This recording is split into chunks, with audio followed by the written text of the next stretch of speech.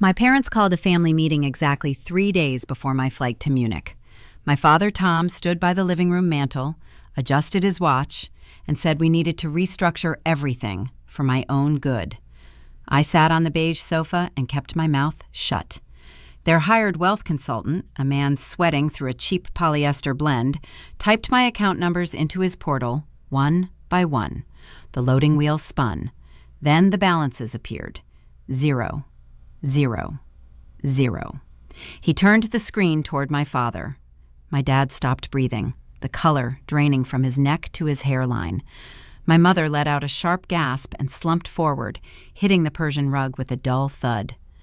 They thought they were locking a naive girl in a financial cage. They had no idea they had just walked into an empty vault. Welcome back to Pan of Vengeance, where we tell the quiet stories of people who walked away from toxic tables and built their own empires. If you have ever been the invisible child expected to fund the golden child's mistakes, this story is for you. Drop a comment, tell me how old you are, and hit subscribe so you never miss a chapter. I am Mabs Watson. I was 29, living in Lincoln, Nebraska, and working as a supply chain logistics coordinator. To understand how I ended up sitting on that beige sofa watching my mother faint over missing money, we have to rewind 3 weeks. The theft of an inheritance rarely starts with a shattered window. It starts quietly, a forced smile over Sunday roast, a misplaced document on a home office desk. The real timeline began the evening I announced my overseas promotion. Sunday dinner at my parents' house always carried a specific tension. The dining room smelled of overcooked pot roast and lemon pledge. I sat across from my older sister, Paige. Paige was the family centerpiece, an aspiring lifestyle influencer whose boutique fitness studio was currently failing. It was her third doomed business venture in 5 years. When I mentioned the transfer to the Munich hub, along with the corporate relocation package, the table went still. My mother, Brenda, did not congratulate me. She set her fork down and looked directly at Paige. Paige stared at her plate, her jaw tight. My father cleared his throat and launched into an unprompted rant about commercial zoning taxes ruining the neighborhood property values. I noted the pivot. Nobody asked about Germany. Nobody asked about my new title. I was the reliable background character, and background characters were not supposed to outshine the lead. I left the dinner early, claiming I needed to pack. I drove back to my apartment, a modest one-bedroom near the rail yard. I tossed my keys on the counter and walked into my home office. That is when I noticed it. Grandpa Silas had left me an $850,000 trust funded by the sale of his agricultural patents. Along with the money, he left me his worn leather ledger. I kept it centered on my bookshelf, aligned perfectly with the edge of the mahogany trim. The ledger was skewed 2 inches to the left. The air in the room felt suddenly cold. My parents had a spare key to my apartment for emergencies. I walked over and touched the cracked leather binding. Silas gave it to me when I was 12, a few days before his heart gave out. He held my hand and whispered a warning I never forgot. Your father builds facades, Mabes. You build foundations. Guard the ledger. Someone had been in my apartment. They had been touching the one thing that proved my financial independence. I did not call my parents to accuse them. Confrontation only gave my mother a stage for her tears. Instead, I pulled a blank financial prospectus from a local municipal bond firm out of my desk drawer. I filled it out, indicating a pending transfer of my entire trust into a 10-year locked bond with a 50% early withdrawal penalty. I left it sitting in plain sight right next to my keyboard. If my father was fishing for information, I was going to hand him a poisoned hook. I just needed to see if he would bite. I spent the next 48 hours living in a state of suspended animation. My apartment felt less like a sanctuary and more like a baited snare. Every time I returned from the logistics center, I checked the angle of the fake municipal bond prospectus I had left beside my keyboard. I had positioned the document at a precise 45-degree angle relative to the leather edge of my desk pad. On Tuesday evening, the angle shifted. The paper now sat parallel to the pad. My father had returned. He had read the decoy document. He now believed the $850,000 was days away from being locked into a decade-long municipal bond, rendering the cash untouchable without a devastating financial penalty. To understand why my father resorted to creeping around my apartment while I was at work, you have to understand the man who bypassed him. Grandpa Silas did not trust Tom. Silas built his wealth the hard way, engineering agricultural irrigation patents during the 1980s. He wore denim jackets stained with tractor grease and drove a rusted Ford pickup until the floorboards rotted through. He valued utility over aesthetics. My father was the exact inverse. I remember the sterile chill of the hospital room 12 years ago. The air tasted of rubbing alcohol and stale mints. Silas lay propped against stiff white pillows, his breathing shallow, his skin the color of old parchment. He asked the nurses to leave. He asked my parents to leave. He only wanted me. I was 17, wearing a faded high school track hoodie, standing awkwardly beside the hum of his heart monitor. He reached over to the rolling metal tray table and picked up the cracked leather ledger. His knuckles were swollen, the joints thick with arthritis. He pressed the heavy book into my palms. The leather felt warm against my skin. He did not give me a speech about family unity or legacy. He gave me a structural assessment. Your father buys paint to cover rot, Mabs. He buys cars he cannot afford to impress neighbors he does not like. Paige is just like him. They build facades. You build foundations. Guard the ledger. It is the only concrete you have. Silas transferred the patent residuals and the liquid cash into an ironclad trust. He named me the sole beneficiary upon my 25th birthday.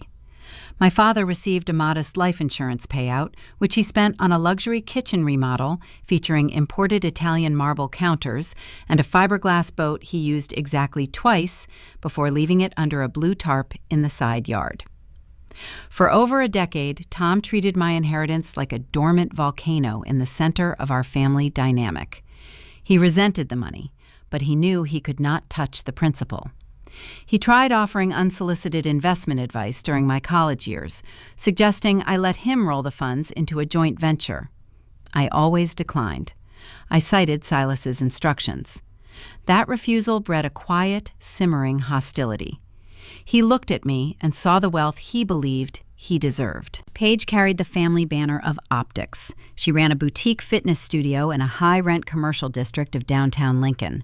Her social media feeds showcased pristine rows of imported spin bikes, organic smoothie bars, and mirrors reflecting her flawless activewear.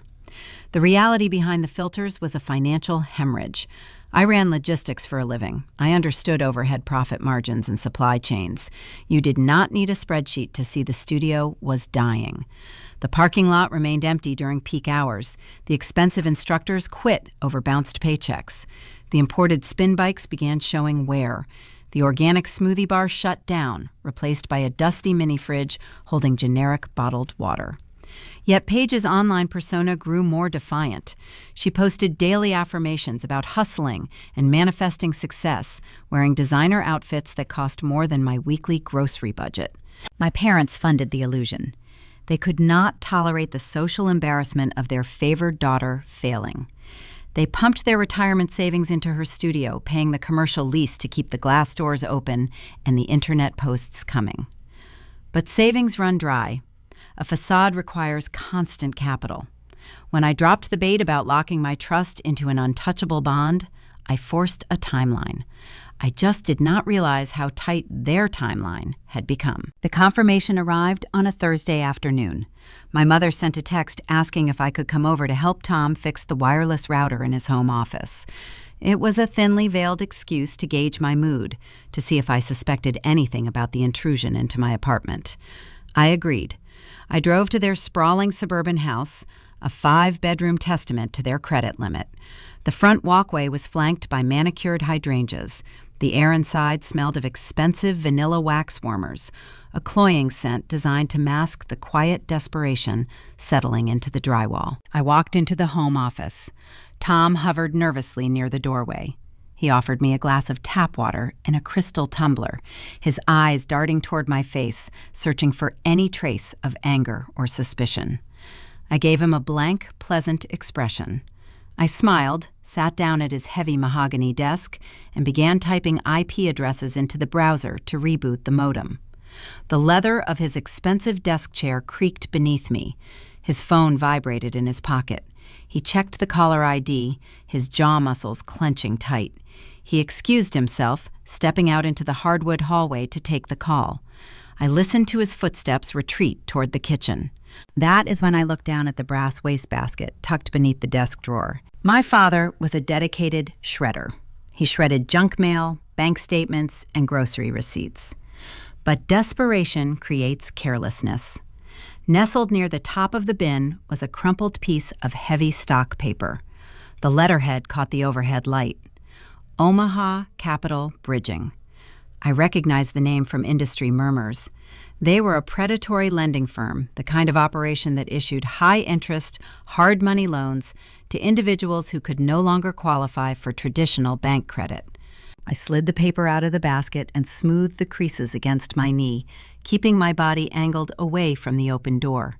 My eyes scanned the typed text. It was a notice of impending default. The document referenced a bridge loan, $400,000 issued 6 months prior with an exorbitant interest rate. But the sum was not the detail that made my stomach drop. It was the collateral. The loan was secured by the deed to the very house I was standing in, and the terms were brutal. It was a balloon loan. The entire principal plus interest was due in a single payment. The due date listed on the document was exactly 30 days away. I folded the paper and slipped it into my back pocket just as Tom walked back into the room.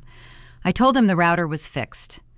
I walked out of that house with my heart pounding against my ribs in a slow, steady rhythm. The picture snapped into terrifying clarity. They had not just co-signed a small business loan for Paige. They had bet their entire suburban fortress on her failing studio. They were drowning. The bank was coming for their home in 30 days. My flight to Munich was scheduled for the exact same week. My father had snooped in my apartment, found my decoy prospectus, and panicked. He believed I was about to lock up the $850,000 they desperately needed to save their house from foreclosure. They needed my trust fund. But Silas had structured the trust to be impenetrable.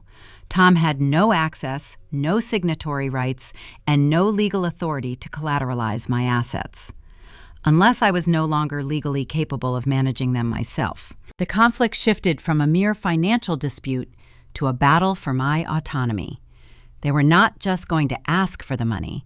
They were going to orchestrate a scenario where I had no choice but to surrender it. I drove back to my apartment, the Omaha Capital letter burning a hole in my pocket. I needed to know exactly how Tom planned to bypass the trust security. The answer lay in the public records of the county courthouse, waiting for me to uncover the next layer of the trap. The alarm on my phone buzzed at 5 in the morning, but I was already awake, staring at the ceiling of my apartment. The shadows in the room felt heavy, loaded with the weight of the Omaha Capital letter I had found in my father's wastebasket. The balloon loan explained the timeline. It explained the desperation. My parents had leveraged the roof over their heads to sustain Paige's dying fitness studio, and the note was due in 30 days. They needed $850,000 to avoid the auction block. But knowing why a thief wants your money is only half the equation. You still have to figure out how they plan to pick the lock. My trust fund was an ironclad entity. Grandpa Silas had hired paranoid, meticulous lawyers to draft the original parameters. Tom had no signatory rights. He could not pledge my assets as collateral for his own bad debts. The only way an outside party could encumber those funds was if the primary beneficiary was declared legally unfit to manage them. My father needed a skeleton key, and in the American legal system, that key is called a conservatorship. I did not go to the logistics center that morning. I put on a tailored wool coat, drank a cup of bitter black coffee, and drove downtown. The Lancaster County Courthouse was a brutalist block of gray limestone sitting under a flat, overcast Nebraska sky. The wind whipped across the concrete plaza, biting through my layers, but I barely registered the cold. Inside, the building smelled of floor wax, stale paper, and the distinct metallic scent of nervous sweat. I cleared the metal detector and took the echoing stairwell to the records division on the second floor. The clerk behind the thick plexiglass window looked bored. She wore a faded floral cardigan and tapped her acrylic nails against her keyboard. I slid my driver license under the slot and asked to pull any pending civil or probate filings under my name. I expected a delay. I expected her to tell me I was being paranoid. Instead, her fingers clattered across the keys, she stared at her monitor for a long moment, and then she stood up to walk back to the physical filing cabinets. When she returned, she carried a thin manila folder. She passed a copied stack of documents through the slot. The paper felt warm from the printer. I walked over to a scarred wooden bench in the corridor, sat down, and opened the file. The header on the first page hit me like a physical blow to the sternum. In re, the conservatorship of Mabs Watson. The petitioner was listed as Thomas Watson. I read the clinical detached language of my own character assassination. The petition did not just ask for financial control. It painted a portrait of a young woman experiencing a severe, escalating psychiatric fracture. Tom had taken every independent decision I had made over the last 6 months and twisted it into a symptom of madness. The promotion to the Munich logistics hub was not described as a career milestone. The legal filing characterized it as an erratic, delusional attempt to flee the country and abandon my domestic obligations. He cited my quiet demeanor at family dinners as evidence of withdrawal and depression. He weaponized my stoicism, turning my refusal to engage in Page's dramatic theatrics into proof of emotional detachment. Reading your own sanity debated on court stationery changes your brain chemistry. My father was telling a judge that I was broken, fragile, and incapable of surviving without his benevolent intervention. He wanted full power of attorney. He wanted the right to freeze my bank accounts, intercept my mail, and cancel my international work visa. He wanted to reduce me to a legal infant, but a glaring logistical flaw stared back at me from the page. I was sane. I was a high-functioning corporate coordinator with a spotless professional record. If this petition went to a hearing, I would stand in front of the judge, present my employment records, and the entire fabricated case would shatter. Tom was greedy, but he was not stupid. He knew he could not win a contested hearing. He knew I would obliterate him on the stand. So how was he planning to win? I flipped to the back of the packet. The answer lay in a single notarized sheet of paper. The affidavit of service. In family court, a judge cannot grant a conservatorship unless the target has been formally served with a petition granting them the opportunity to appear and defend themselves. If the target fails to appear on the scheduled court date, the judge grants a default judgment to the petitioner. I stared at the signature at the bottom of the affidavit. A man named Marcus Vance, a registered local process server, had signed a sworn statement under penalty of perjury. Vance claimed that on Tuesday, at exactly 3 o'clock in the afternoon, he had physically handed the court summons to me at the front door of my apartment. My lungs tightened. On Tuesday at 3 o'clock in the afternoon, I was standing in a conference room at the Logistics Center, leading a mandatory supply chain compliance seminar for 25 new regional drivers. I had the security badge swipes, the calendar invites, and 24 witnesses to prove I was nowhere near my apartment. Marcus Vance had never handed me a single piece of paper. He had falsified a legal document. The trap snapped into brilliant, terrifying focus. My father had bribed a shady process server. He paid Vance to file a fake proof of service with the county clerk. The court date was set for a Monday, just 2 days before my flight to Germany. Because I was never actually served, I would not know the hearing existed. I would be at work finalizing my European transfer protocols. The judge would call my name in an empty courtroom. When I failed to answer, the gavel would fall. Tom would be granted emergency power of attorney by default. He would walk out of the courthouse, drive straight to the wealth management firm, and collateralize my grandfather's trust to pay off his balloon loan. By the time I arrived at the airport on Wednesday, my accounts would be drained and my passport would be flagged. They were building a legal cage, locking the heavy iron door and planning to bleed my future dry while I was busy packing my suitcases. I closed the manila folder. I did not shed a tear. Crying is a biological response to grief, and I was not grieving. I was calculating. Silas's voice echoed in the sterile courthouse corridor. Your father builds facades. This entire legal proceeding was a facade, built on perjury, held together by a bribe. It was a fragile structure, highly flammable, just waiting for a spark. I stood up from the wooden bench. I walked down the echoing stairwell, pushed through the heavy glass doors, and stepped back out into the Nebraska wind. The cold air hit my face, but the freezing panic from the morning had evaporated, replaced by a sharp, metallic resolve. My mother wanted a tragedy. My father wanted a victim. Paige wanted a bailout. I was not going to give them any of it. I walked to my car, tossed the copied documents onto the passenger seat, and gripped the steering wheel. If Tom wanted to wage a legal war, he was going to learn a brutal lesson about supply chains. You never attack the end point. You cut off the source. I did not drive back to my apartment. I did not drive to work. I pulled out of the courthouse plaza and set my GPS for an address on the edge of the city limits. I was going to visit the one man in Lincoln who possessed the venom, the expertise, and the sheer malice required to dismantle my father. I was going to see Grandpa Silas's old estate litigator. My phone vibrated against the center console of my sedan. I glanced at the locked screen while idling at a red light on O Street. A notification popped up, then another. Aunt Susan, my mother's younger sister, had sent a thick block of text. Mabes, your mother called me in tears. She says you are cracking under the pressure of the Munich move.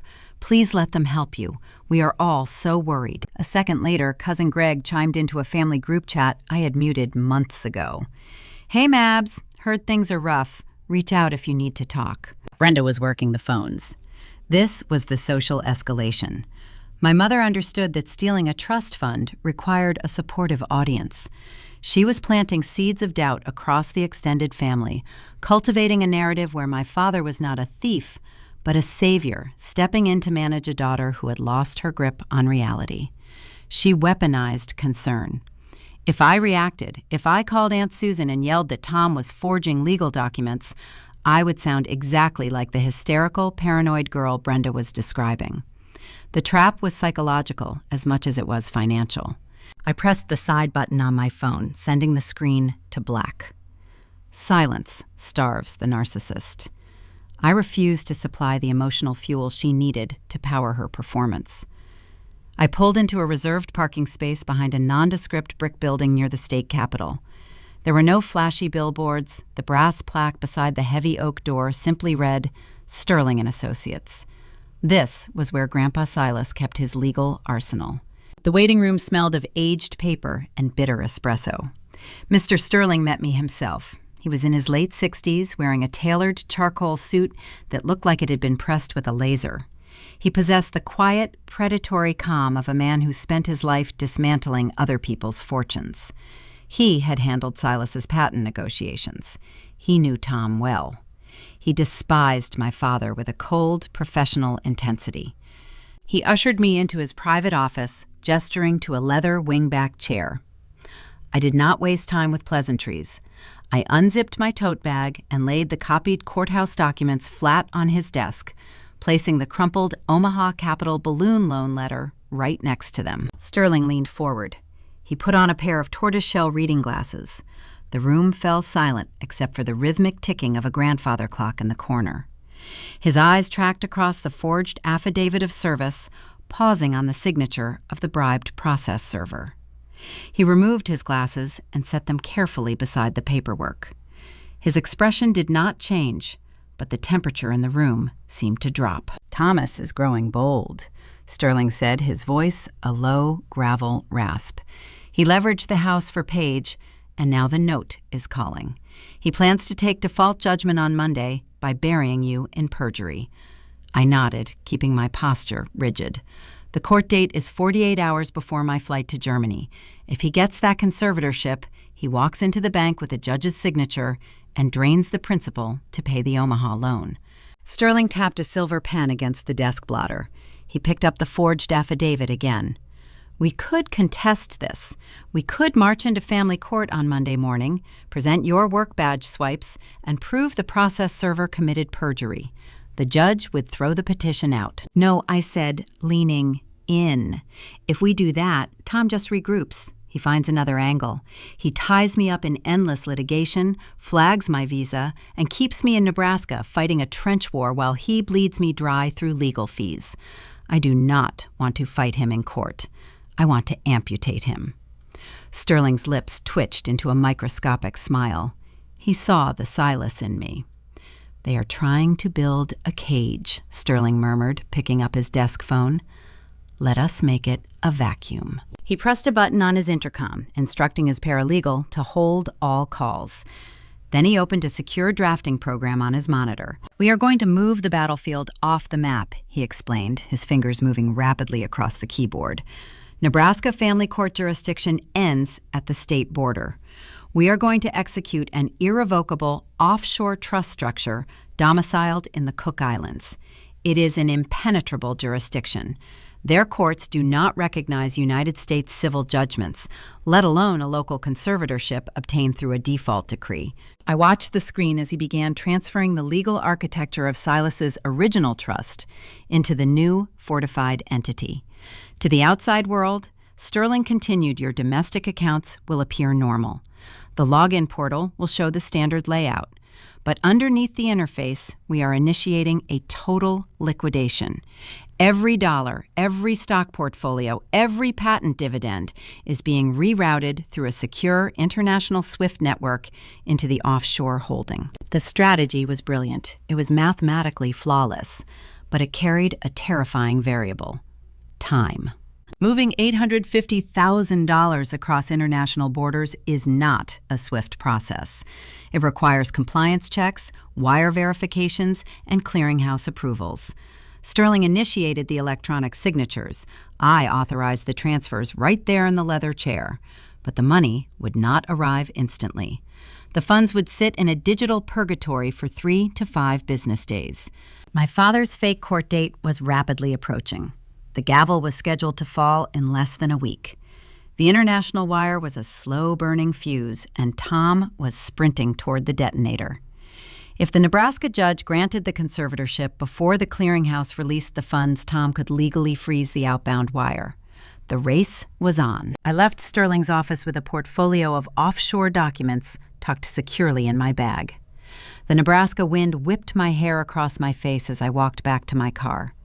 I got into the driver's seat and finally looked at my phone. There were 3 new texts from Brenda. We love you, Mabes. Just come over for dinner. Let Dad look at your transition paperwork. We want to protect you. I stared at the screen. The sheer audacity of her fake warmth made my pulse steady. I typed a brief, polite response. Thanks, Mom. Things are just busy with the move. I will stop by soon. I smiled at the glowing glass in my hand.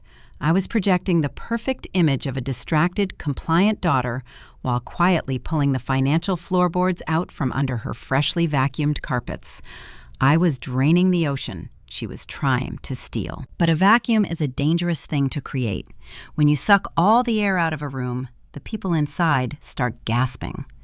Tom was greedy, and greed makes a thief impatient. He was not just waiting for the judge to hand him the keys on Monday. He was already trying to pick the lock at the bank. I just did not know it until the compliance algorithms at my local credit union caught a glaring discrepancy the following afternoon. My office at the logistics center overlooked the primary loading docks. The rhythmic thud of freight pallets hitting concrete usually provided a steady, predictable background hum for my daily routing reports. On Friday morning, that rhythm was interrupted by a sharp ping from the phone resting on my desk. It was a standard automated email alert. The sender was the compliance division of my local credit union. The subject line consisted of 4 words: address change request received. I stopped typing. My flight to Munich was scheduled for the following Wednesday. I had arranged standard mail forwarding through the Postal Service, but I had not submitted any direct address modifications to my financial institutions. I locked my workstation, grabbed my coat, and walked out to my car. The credit union branch on O Street smelled of ozone sanitized carpets and stale printer toner. I bypassed the teller line and walked directly toward the glass-partitioned office of the branch manager. Her name was Elaine. She had approved the auto loan for my first Civic years ago. She knew my face, my employment history, and my typical banking habits. She greeted me with a professional smile that faltered the moment I explained the automated email. Elaine turned to her monitor, her acrylic nails tapping rapidly across the keyboard. She frowned, excusing herself to visit the physical filing room in the back. When she returned, she held a single sheet of standard white printer paper. She slid it across the polished surface of her desk. It was a standard change of address form. The requested new destination was a post office box, located 2 towns over. I looked at the bottom of the page. The signature line held my name written in heavy blue ink. I traced the curves of the letters with my eyes. The slant of the capital M was too steep. The loop on the final letter dragged with a slight hesitation, a micro-tremor in the pen stroke that indicated someone drawing rather than writing. It was a flawless imitation from a distance, but up close, the mechanical effort was glaring. My father had spent hours practicing the cadence of my handwriting. He was not merely manipulating the family court docket with fake process servers. He was actively committing federal bank fraud. The logic behind the forgery clicked into place. Tom needed the routing numbers and the exact liquid balances printed on my physical bank statements. He needed the raw data to feed the fake conservatorship, or, more likely, to prepare the asset transfer documents before the gavel even fell on Monday. By diverting my mail to a ghost box, he was ensuring I would never see the final statements zeroing out my accounts. Elaine watched my face, her professional demeanor shifting into genuine concern. She asked if I wanted to contact the authorities. I kept my voice low and level. I told her no. Contacting the police would trigger an immediate fraud investigation, freezing the accounts in a prolonged bureaucratic lockdown that could delay my offshore transfers and jeopardize my European visa clearance. I needed a surgical response, not a siren. I leaned closer to the frosted glass. I instructed Elaine to halt all outbound mail associated with my profile. I requested a hard internal freeze on the ledger. No wire transfers, no certified checks, no withdrawals of any kind could be authorized without my physical presence and a biometric scan. But I added one critical condition. She had to leave the customer-facing interface active. If someone logged into the online portal using my credentials, the screen had to display the funds as if they were sitting, untouched, ripe for the taking. I needed the bait to look alive. Elaine typed the overrides, her eyes fixed on the screen, sealing the vault, while leaving the painted scenery intact on the door. I stepped out of the credit union into the glaring afternoon sun. The cold Nebraska wind whipped the edge of my coat against my knees. As I walked toward my sedan, my phone vibrated in my pocket. The caller ID flashed Paige. My sister operated on a strictly transactional basis. We had not shared a genuine, unscripted conversation since high school. She only dialed my number if her imported SUV suffered a flat tire, or if she required an audience to witness her latest fabricated social media milestone. Today, her voice radiated through the speaker with a manufactured, sickly sweet warmth. Mab's sweetie Paige chirped the subtle echo of her car Bluetooth humming in the background. Mom and Dad are just so incredibly proud of you. We know the move to Germany has you stressed out of your mind. We want to host a nice farewell dinner tonight, just the 4 of us. I gripped the steering wheel. I listened to the forced high pitch of her tone. Behind the bubbly cadence, I could hear the desperate, vibrating tension of a woman staring down a $400,000 margin call on a dying business. And Dad has a surprise for you. Paige continued her pacing, speeding up just a fraction. He pulled a favor and brought in a family wealth consultant. The guy is brilliant. He is going to sit down with us after dessert and help you transition your domestic accounts for the international tax brackets, just to take the burden off your shoulders before your flight. The strategy was breathtaking in its arrogance. The forged court documents and the fake process server were the backup plan. The primary objective was a physical ambush. They believed the narrative my mother had spun across the extended family. They thought I was an exhausted, anxious, fragile girl, overwhelmed by the logistics of moving overseas.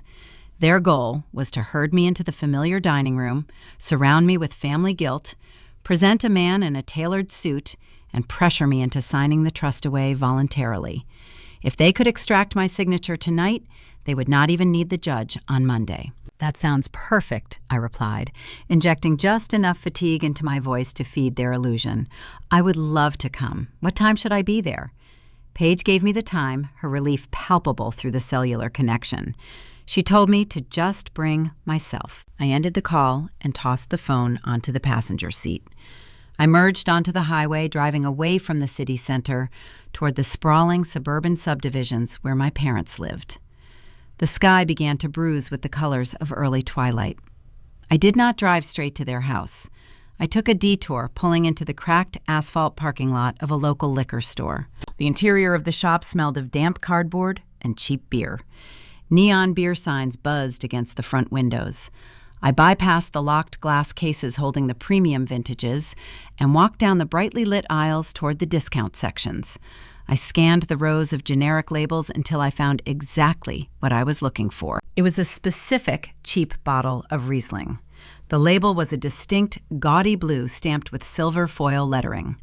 It was the kind of wine purchased out of obligation rather than taste. It possessed a synthetic cork and a generic barcode. I picked it up, feeling the cold, smooth glass against my palm. This bottle was not a gift. It was an anchor. It was a physical marker I intended to place in the center of their pristine, curated stage. I paid the cashier in cash, declined a bag, and carried the bottle back to my car. I placed the blue-labeled Riesling on the passenger seat next to my phone. I turned the ignition, the engine purring to life in the quiet parking lot. The sun dipped below the horizon, casting long, sharp shadows across the suburban lawns. I navigated the winding, manicured streets until the grand, two-story brick facade of my parents' home came into view. Paige's leased luxury SUV sat angled in the freshly paved driveway. The warm, inviting glow of the dining room chandelier spilled out onto the front lawn through the bay windows. They were waiting for a victim. They were waiting for the invisible daughter to walk through the front door and hand over the foundation of her future to patch the cracks in their crumbling walls. I reached across the console, my fingers wrapping tightly around the neck of the cheap wine bottle. The trap was set, the audience was seated, and the curtain was about to rise. The heavy oak front door of my parents' house swung open before I could even ring the bell. My mother stood in the entryway wearing a tailored beige cashmere sweater, her hair sprayed into a rigid, immaculate wave. She greeted me with a high-pitched, breathless enthusiasm that felt like a physical barrier. She reached out, pulling me into a brief, rigid hug that smelled of expensive floral perfume and underlying panic. I stepped onto the polished hardwood of the foyer and handed her the blue-labeled bottle of Riesling. Brenda looked down at the cheap synthetic cork and the gaudy foil lettering. A microsecond of disdain flickered across her eyes, but she quickly masked it with a tight smile. She thanked me, declaring it would pair beautifully with the dinner she had spent all afternoon preparing. She carried the bottle toward the kitchen like it was a hazardous material.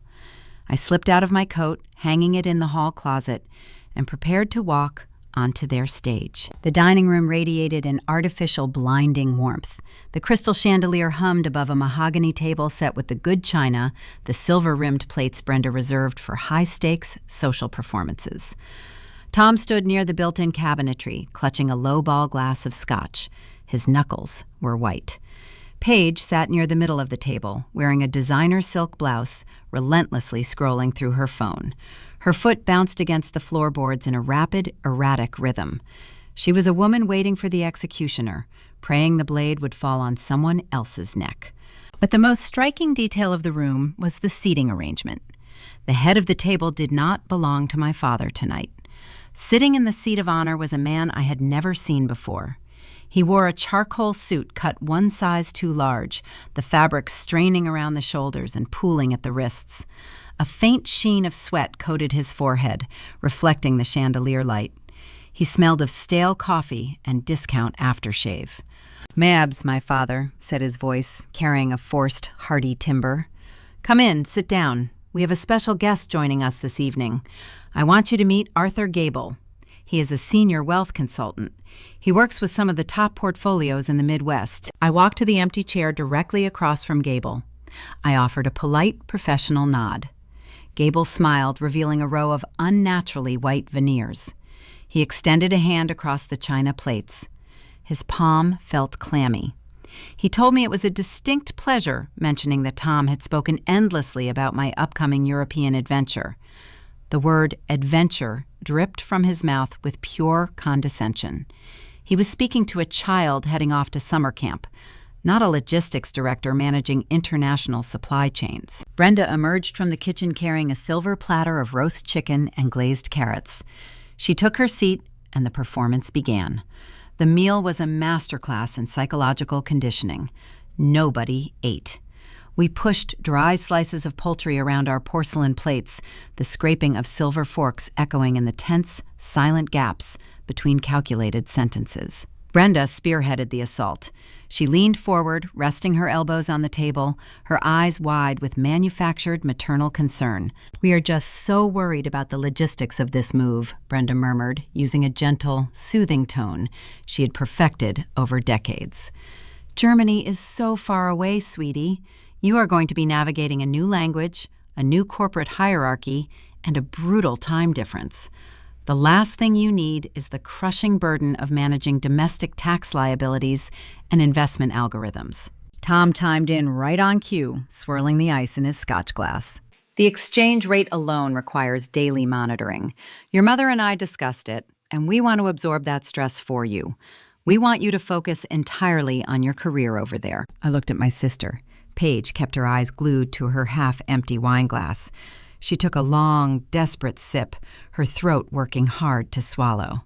The $400,000 margin call on her failing fitness studio hung in the air right above her head, a ticking bomb masked by the scent of roasted vegetables. "That brings us to why I am here tonight," Gable interjected, wiping his mouth with a linen napkin. He reached down to a leather briefcase resting near his feet. He pulled out a thick, legal-sized manila folder and set it squarely in the center of the mahogany table. He slid it across the polished wood until it rested inches from my plate. "Your father brought me in to streamline your portfolio," Gable explained, his tone shifting into a practiced, authoritative cadence.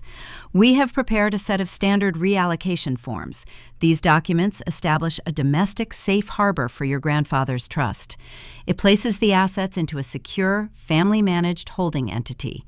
It protects the principal from international tax penalties and allows your father to handle the mundane administrative filings while you are out of the country."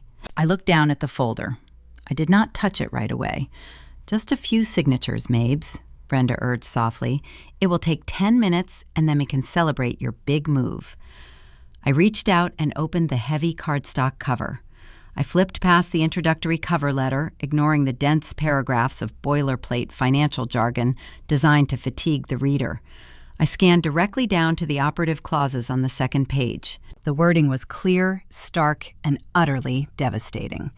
The documents did not merely authorize Tom to file taxes. They executed a full, irrevocable transfer of the $850,000 trust into a newly formed limited liability company. I checked the managing members of this ghost corporation. Thomas Watson, Paige Watson.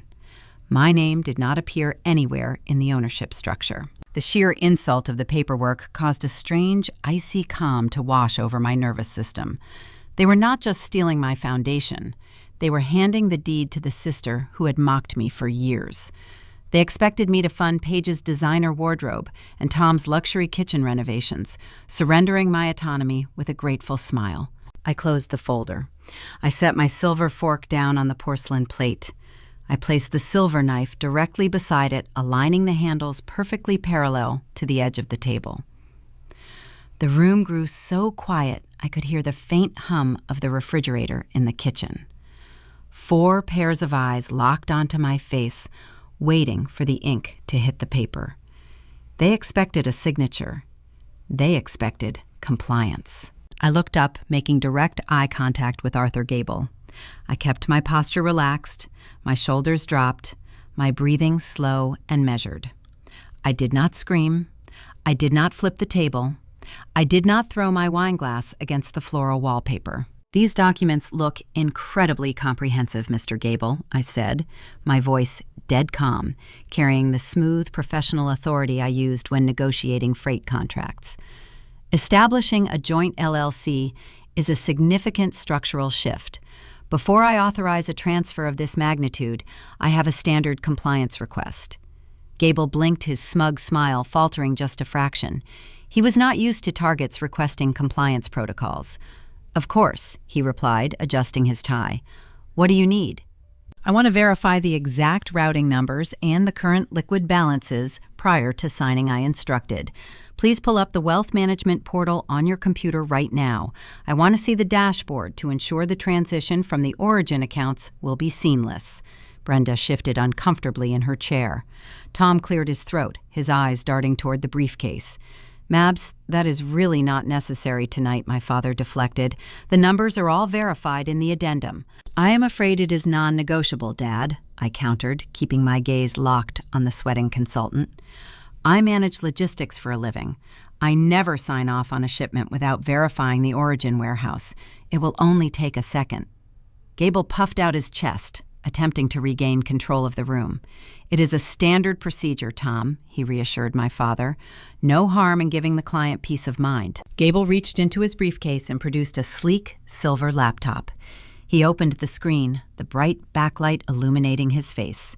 He navigated to the secure login page of the Omaha wealth management firm that held my grandfather's trust. He pulled a small notebook from his breast pocket. I recognized the numbers written on the page. They were the account routing digits Tom had illegally photographed in my apartment. Gable typed the username. He typed the password Tom had somehow procured or reset. He hit the enter key with a definitive, theatrical tap. The website authenticated the credentials. The screen transitioned to the primary dashboard. The blue loading circle appeared in the center of the monitor. My father leaned forward, holding his breath. Brenda gripped the edge of the dining table, her knuckles white. Paige stopped bouncing her foot.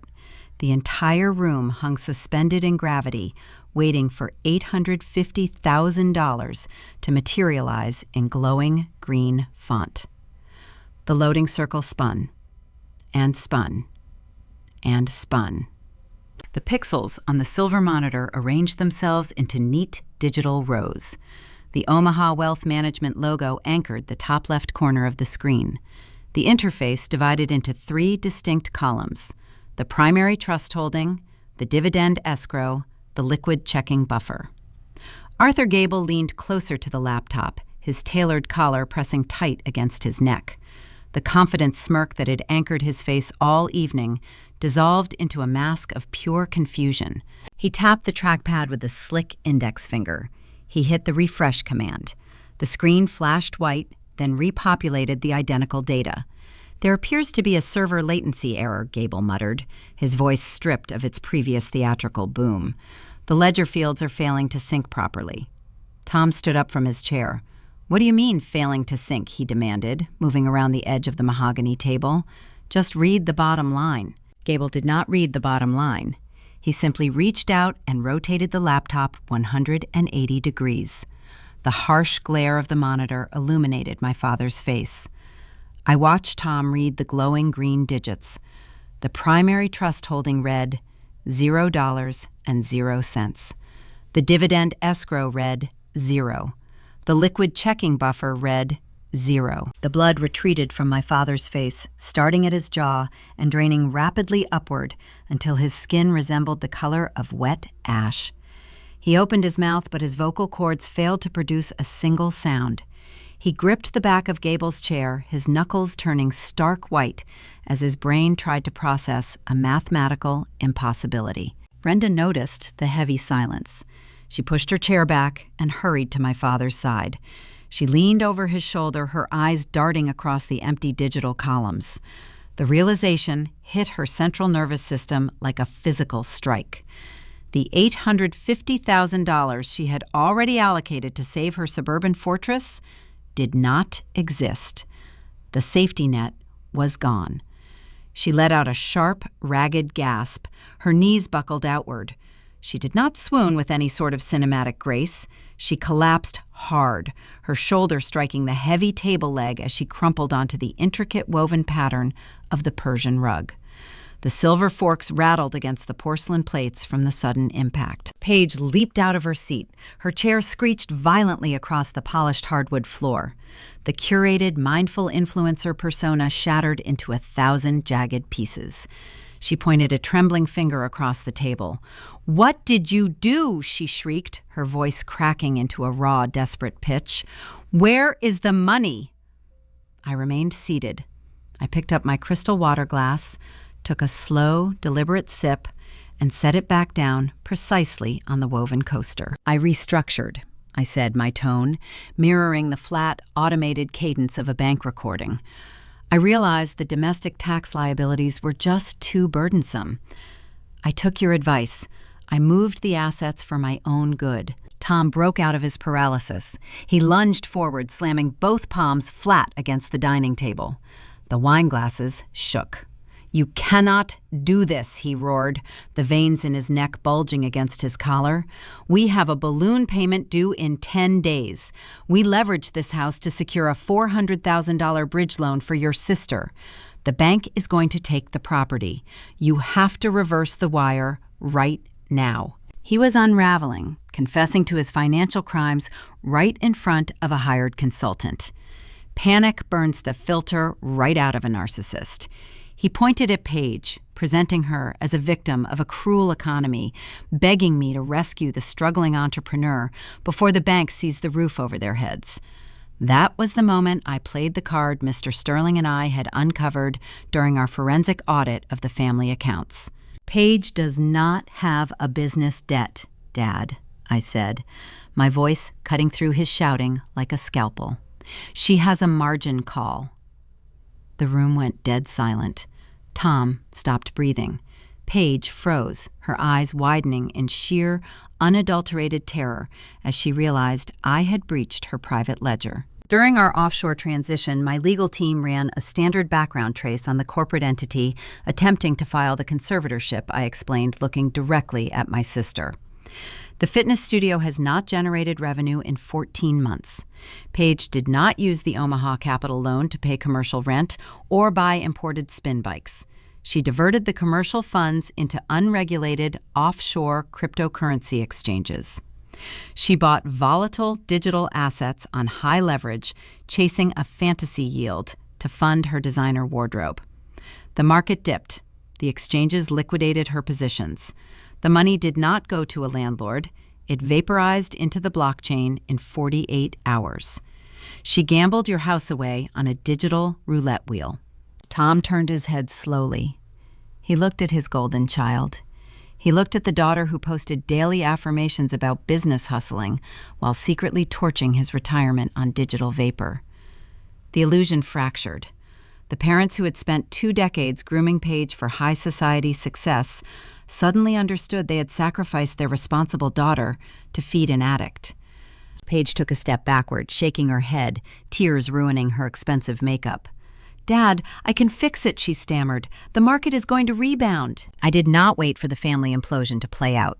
I reached into my leather tote bag and retrieved a crisp manila envelope. I opened the flap and pulled out the physical evidence of their betrayal. I dropped the forged credit union change of address form directly onto my father's china plate. I followed it with the fake process server affidavit. The heavy stock paper landed squarely over the dry roast chicken. "Bank forgery," I said, tapping the first document. "Judicial fraud and attempted extortion," I added, pointing to the second. I shifted my gaze to Arthur Gable. The wealth consultant was currently sweating through his oversized suit, his eyes darting between the forged court documents and the screaming family members. "Mr. Gable," I continued, my voice dropping to a conversational chill. "As a licensed financial fiduciary, you are currently sitting at a table with clients who are actively attempting to defraud an offshore trust using perjured legal instruments. I imagine the Federal Regulatory Board would find your presence here tonight highly fascinating. I would pack up if I were you." Gable did not need to be told twice. He grabbed his silver laptop, nearly tearing the hinge off the keyboard. He shoved it into his briefcase, abandoned his folder of reallocation forms on the table, and sprinted down the hallway. The heavy oak front door slammed shut behind him, rattling the picture frames on the wall. Brenda weeping on the floor. Tom was staring at Paige with a mixture of horror and profound disgust. Paige was sobbing into her hands. The pristine stage they had built to trap me was currently burning to the ground. I stood up from the mahogany table. I smoothed the wrinkles from my skirt. I walked into the kitchen and retrieved my coat from the back of the dining chair. Before walking toward the foyer, I reached into my bag and pulled out the gaudy blue-labeled bottle of cheap Riesling I had purchased earlier that afternoon. I set the bottle squarely in the center of their polished kitchen island. It stood there like a brightly colored tombstone, marking the exact spot where their facade finally died. I walked out the front door, stepping into the crisp, cool Nebraska night. I got into my car and drove away, leaving them to drown in the wreckage of their own choices. Surviving an ambush does not mean the war is over. Cornered animals bite the hardest. My father was a desperate man, staring down a 30-day eviction notice, and he still held one piece of fabricated legal ammunition. He just needed to find the right venue to fire it. The battlefield was about to shift from a suburban dining room to a federal security checkpoint. Which brings us back to the windowless secondary screening room at the airport. The digital clock mounted on the cinder block wall displayed the time in harsh red numerals. 45 minutes remained before Lufthansa Flight 414 sealed its cabin doors for the direct route to Munich. The senior TSA officer stood between me and the exit. He held my passport in his right hand, his thumb resting heavily over my printed photograph. "You are not flying anywhere today, Ms. Watson," he stated, his tone devoid of any conversational warmth. "The federal database flag is active. A county magistrate issued a temporary restraining order restricting your travel pending a full psychiatric evaluation." My father had not surrendered after the disastrous dinner party. A cornered predator rarely retreats. Tom realized the $850,000 had vanished from domestic soil, but he still faced a balloon payment ticking down to zero. He needed leverage. He needed a hostage. Desperation drove him to find a sympathetic weekend magistrate. Tom spun a frantic, fabricated tale about a beloved daughter suffering a sudden mental collapse, claiming I was attempting to flee the jurisdiction with stolen family assets. He presented the forged process server affidavit to prove I was dodging the court. The magistrate, acting on an ex parte emergency basis, granted the temporary travel restriction. Tom weaponized the Homeland Security database, treating the federal government like a private security firm hired to keep me locked inside his burning house. I looked at the officer. I did not raise my voice. I did not display a single ounce of panic. Panic is the currency of the guilty. "I understand your position, officer," I replied, keeping my hands visible on the steel table.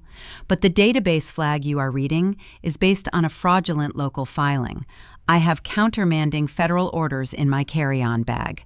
I request permission to present them to you." The officer narrowed his eyes. He exchanged a brief, skeptical glance with his partner standing near the door. He nodded once, taking a half-step backward to give me space. I reached down and slowly unzipped the main compartment of my canvas tote. I bypassed the neatly folded sweaters and the travel adapters. My fingers brushed against the cracked, familiar spine of Grandpa Silas's leather ledger. Silas had always told me to guard the ledger, but he never specified what I should keep inside it. I pulled the heavy book onto the steel table and opened the cover. Tucked behind the front binding was a thick, watermarked envelope bearing the seal of the United States District Court. Mr. Sterling, a litigator who treated legal warfare like a chess match, had anticipated my father's final desperate swing. Sterling knew Tom would try to block the departure. The moment our offshore transfer cleared, Sterling marched into federal court. He presented the irrefutable evidence of the forged process server signature, along with my verified corporate time cards, proving I was at work when the supposed summons was delivered.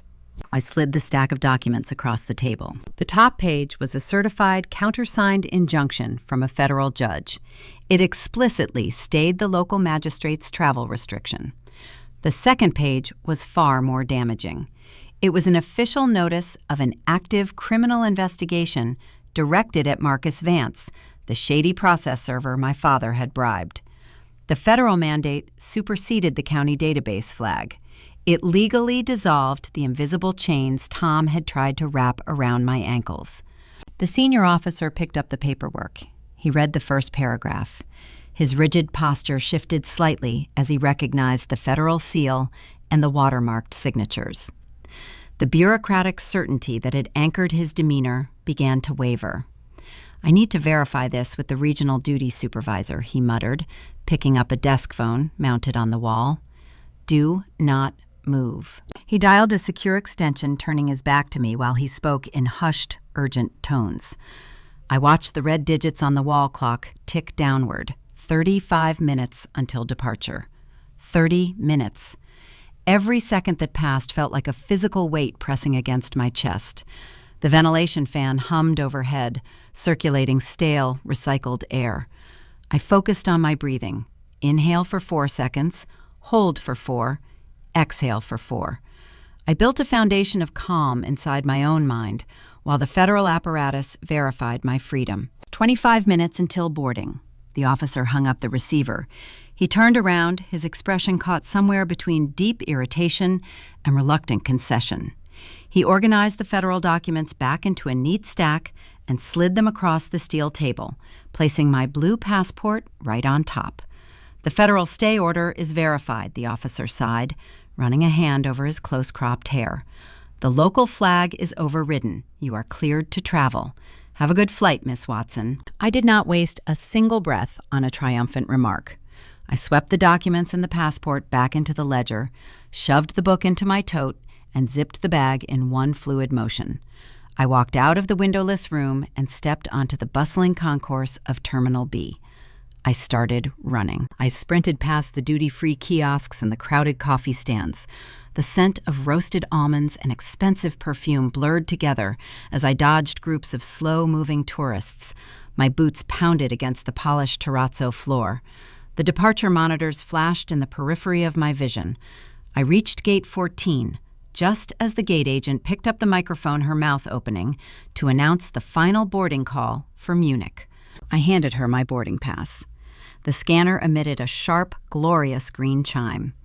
I walked down the sloped, carpeted jet bridge, the cool air of the aircraft cabin washing over my face. I found my assigned window seat in the middle section, stowed my tote bag underneath the seat in front of me, and buckled the heavy metal belt across my lap. The heavy cabin doors sealed shut with a pressurized thud. The aircraft pushed back from the gate, the massive turbines whining as they spooled up to taxiing speed. I rested my forehead against the scratched acrylic window. We turned onto the active runway. The engines roared, pressing my spine deep into the upholstery. The nose pitched upward, and the landing gear separated from the tarmac with a distinct, hollow clunk. I looked down as the sprawling, flat grid of the Nebraska landscape began to shrink. The pristine suburban neighborhoods, the manicured lawns, the dying fitness studios, and the desperate, greedy people who inhabited them grew smaller and smaller until they were nothing more than geometric shapes fading into the horizon. I did not shed a single tear. I did not feel a trace of guilt. When someone tries to erase your autonomy, surviving the attempt does not leave room for sorrow. It leaves only the hollow, diamond-hard clarity of a successfully evaded assassination. They had planned to strip me of my wealth, my career, and my legal identity. By binding me to Page's financial ruins, they would have ensured I remained trapped in their curated misery forever. A flight attendant stopped beside my row, pushing a silver beverage cart. She offered a warm, professional smile and asked what I cared to drink. I ordered a ginger ale. She handed me the plastic cup filled with cracked ice. I poured the golden liquid over the cubes, listening to the sharp, satisfying crackle of the carbonation. I took a slow sip. The cold, spicy ginger burned the back of my throat. It tasted like victory. I reached into my bag, pulled out a thick paperback novel, and let the vast expanse of the Atlantic Ocean put 3,000 miles between my pulse and the people who shared my genetic code. The European continent promised a grueling corporate grind, a difficult language to master, and a complex logistical network to conquer. But I was already free. I had severed the anchor. Or so I believed. Distance is a powerful shield, but it is not an impenetrable wall. A predator facing an eviction notice does not simply roll over and accept defeat when their prey escapes into the sky. My father was running out of time. The balloon loan was preparing to detonate. Tom possessed one final toxic bullet in his legal chamber, and he was currently hiring a specialist to fire it straight across international lines. The war was about to mutate into a two-front siege. Munich greeted me with a sharp, biting wind and an overcast sky the color of hammered steel. The city operated on a frequency of pristine mechanical efficiency that perfectly mirrored my internal state. I rented a minimalist flat in a brutalist concrete building near the Isar River. The walls were bare white. The furniture consisted of clean, straight lines. I unpacked my suitcases, placed Grandpa Silas's leather ledger on a floating shelf near the window, and threw myself entirely into the rhythm of European supply chain logistics. I memorized German freight terminology. I navigated complex tariff regulations. I built a fortified wall of corporate productivity around my daily routine, designed to block out the noise of the past. The isolation was beautiful. For the first few weeks, my phone remained silent. I blocked every domestic number associated with my parents, Aunt Susan, and Cousin Greg. I assumed the battle had ended at the airport departure gate. I assumed the physical distance and the offshore trust structure had provided an impenetrable defense. I underestimated the destructive stamina of a man staring down the barrel of a $400,000 foreclosure. Back in Nebraska, the clock on the Omaha Capital balloon loan continued its merciless countdown. The bank was preparing the final eviction notices. The reality of losing his suburban fortress, his social standing, and his curated public image drove my father into a state of feral desperation. Tom realized he could not breach the Cook Islands Trust through a local county courthouse. The federal stay order had obliterated his forged process server strategy. He needed a weapon capable of crossing the Atlantic. He needed a mercenary. Tom liquidated his final remaining domestic assets. He emptied his minor retirement accounts and sold his fiberglass boat to a scrapyard. He took that meager pile of cash and hired a bottom-feeding offshore asset recovery litigator named Vance Corman. Corman was not an attorney who respected jurisdictional boundaries. He was a legal arsonist who specialized in freezing international accounts through sheer bureaucratic terrorism. The attack commenced on a Tuesday afternoon. I was sitting in my glass-partitioned office at the Munich Logistics Center, reviewing a dense spreadsheet of rail transport manifests. My desk phone buzzed. It was an internal call from the Director of Human Resources. Mobbs, the HR director, said, her tone laced with a heavy, cautious, professional distance. "Can you please step into my office immediately? We have received an urgent inquiry from the Immigration Regulatory Board." I closed my laptop and walked down the corridor. The air in the HR suite felt noticeably colder. The director sat behind her desk staring at a printed dossier bearing the official crest of the German Federal Police. She did not offer me a seat. "Ms. Watson." She began tapping a manicured finger against the paperwork. "We sponsored your corporate transfer and secured your specialized work visa under the premise of unblemished financial and professional standing. Today, the federal authorities notified us that your visa status is currently under active international review. An emergency injunction was filed this morning by an American legal entity, alleging that the funds used to secure your European residency were embezzled from a vulnerable domestic family trust. The blood drained from my extremities. The concrete floor beneath my boots suddenly felt unstable. Tom and Corman had bypassed the offshore banking firewall and struck directly at my physical residency. They had filed a bad faith injunction in international probate court, launching a massive smear campaign across borders. They claimed my $850,000 trust was actually stolen family money, framing my promotion as an elaborate scheme to launder embezzled funds. The legal maneuver was brilliant in its maliciousness. The German authorities operate on an axis of strict bureaucratic compliance. When an international fraud allegation hits a visa file, their standard operating procedure is immediate suspension. They do not adjudicate the truth of the claim. They simply freeze the subject until the originating country sorts out the mess. The HR director watched my face carefully. The regulatory board has instituted a temporary hold on your employment eligibility, she explained, her voice devoid of sympathy. You are placed on unpaid administrative leave effective immediately. You have 14 days to resolve this international dispute and clear the federal flag. If the injunction remains active on day 15, we are legally mandated to terminate your contract and revoke our visa sponsorship. You will face immediate deportation. The walls of the office seemed to shrink. If the German government deported me, I would be forced onto a plane and sent directly back to Nebraska. I would land right back inside the physical jurisdiction of my father's local court system, entirely vulnerable to whatever fresh legal trap he had waiting for me. I would lose the promotion I had bled to achieve. I would lose my independence. I would be dragged back into the suffocating, debt-ridden gravity well of my family's failures. I walked out of the logistics center and took the underground train back to my flat. The gray Munich sky pressed down heavily on the city. I unlocked my door, dropped my bag on the floor, and immediately dialed the international number for Mr. Sterling in Lincoln. It was 3 a.m. in Nebraska. Sterling answered on the second ring, his gravelly voice raspy with sleep. I summarized the HR meeting, the visa suspension, and the embezzlement allegations. I heard the scratch of a match and the sharp inhale of a cigar through the transatlantic connection.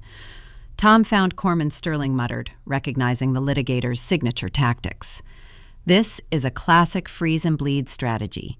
Corman files a spurious international claim, knowing the European bureaucracy will automatically lock down your residency. They are banking on the terror of deportation.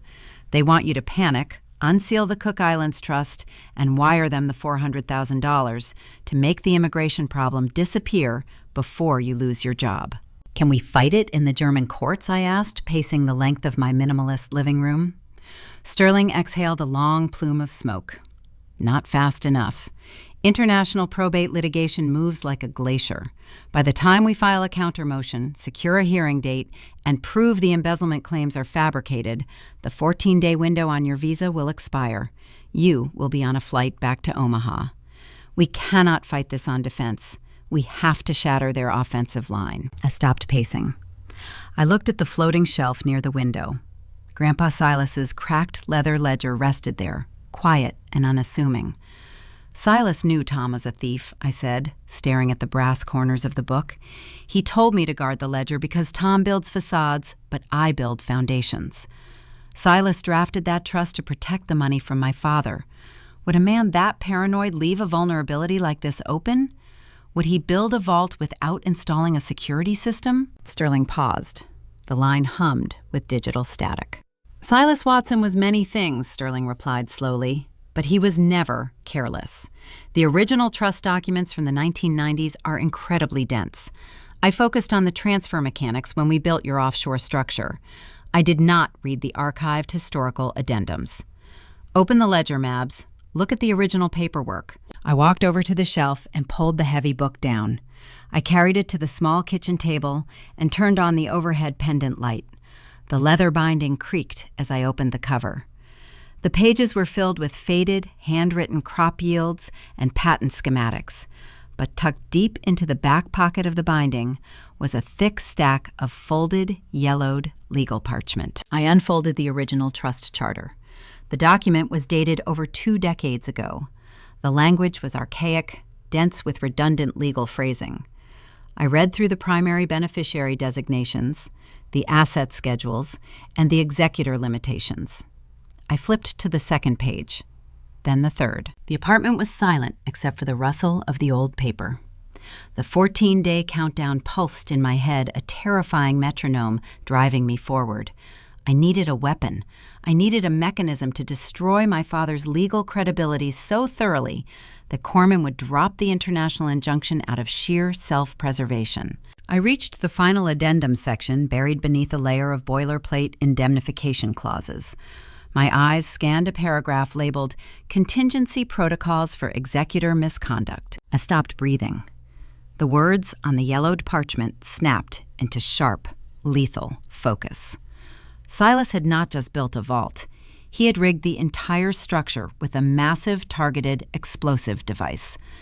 I read the clause again to ensure my panicked brain was not hallucinating the legal terminology. I picked up my phone, my hands steadying with a cold, mathematical certainty. "Mr. Sterling," I said, my voice cutting through the transatlantic static, "I found the detonator." The silence in my Munich apartment felt completely different now.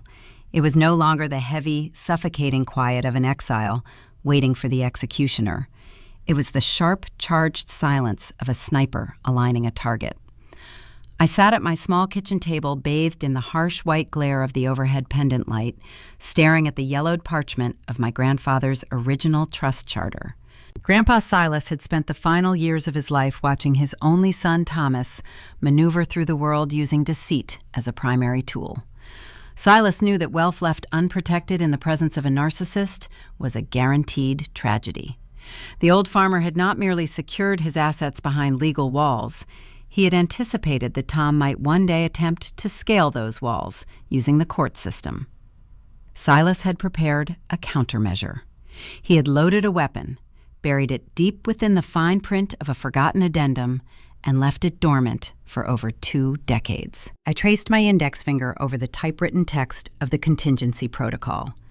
The language was brilliant in its absolute brutality. The clause explicitly stated, should Thomas Watson or any legal entity acting on his behalf ever formally challenge the beneficiary status of this trust or attempt to encumber its assets through civil litigation, the executor is hereby legally mandated to release the complete, unredacted findings of the 1998 internal forensic audit to the Internal Revenue Service. My heart hammered a slow, heavy rhythm against my ribs.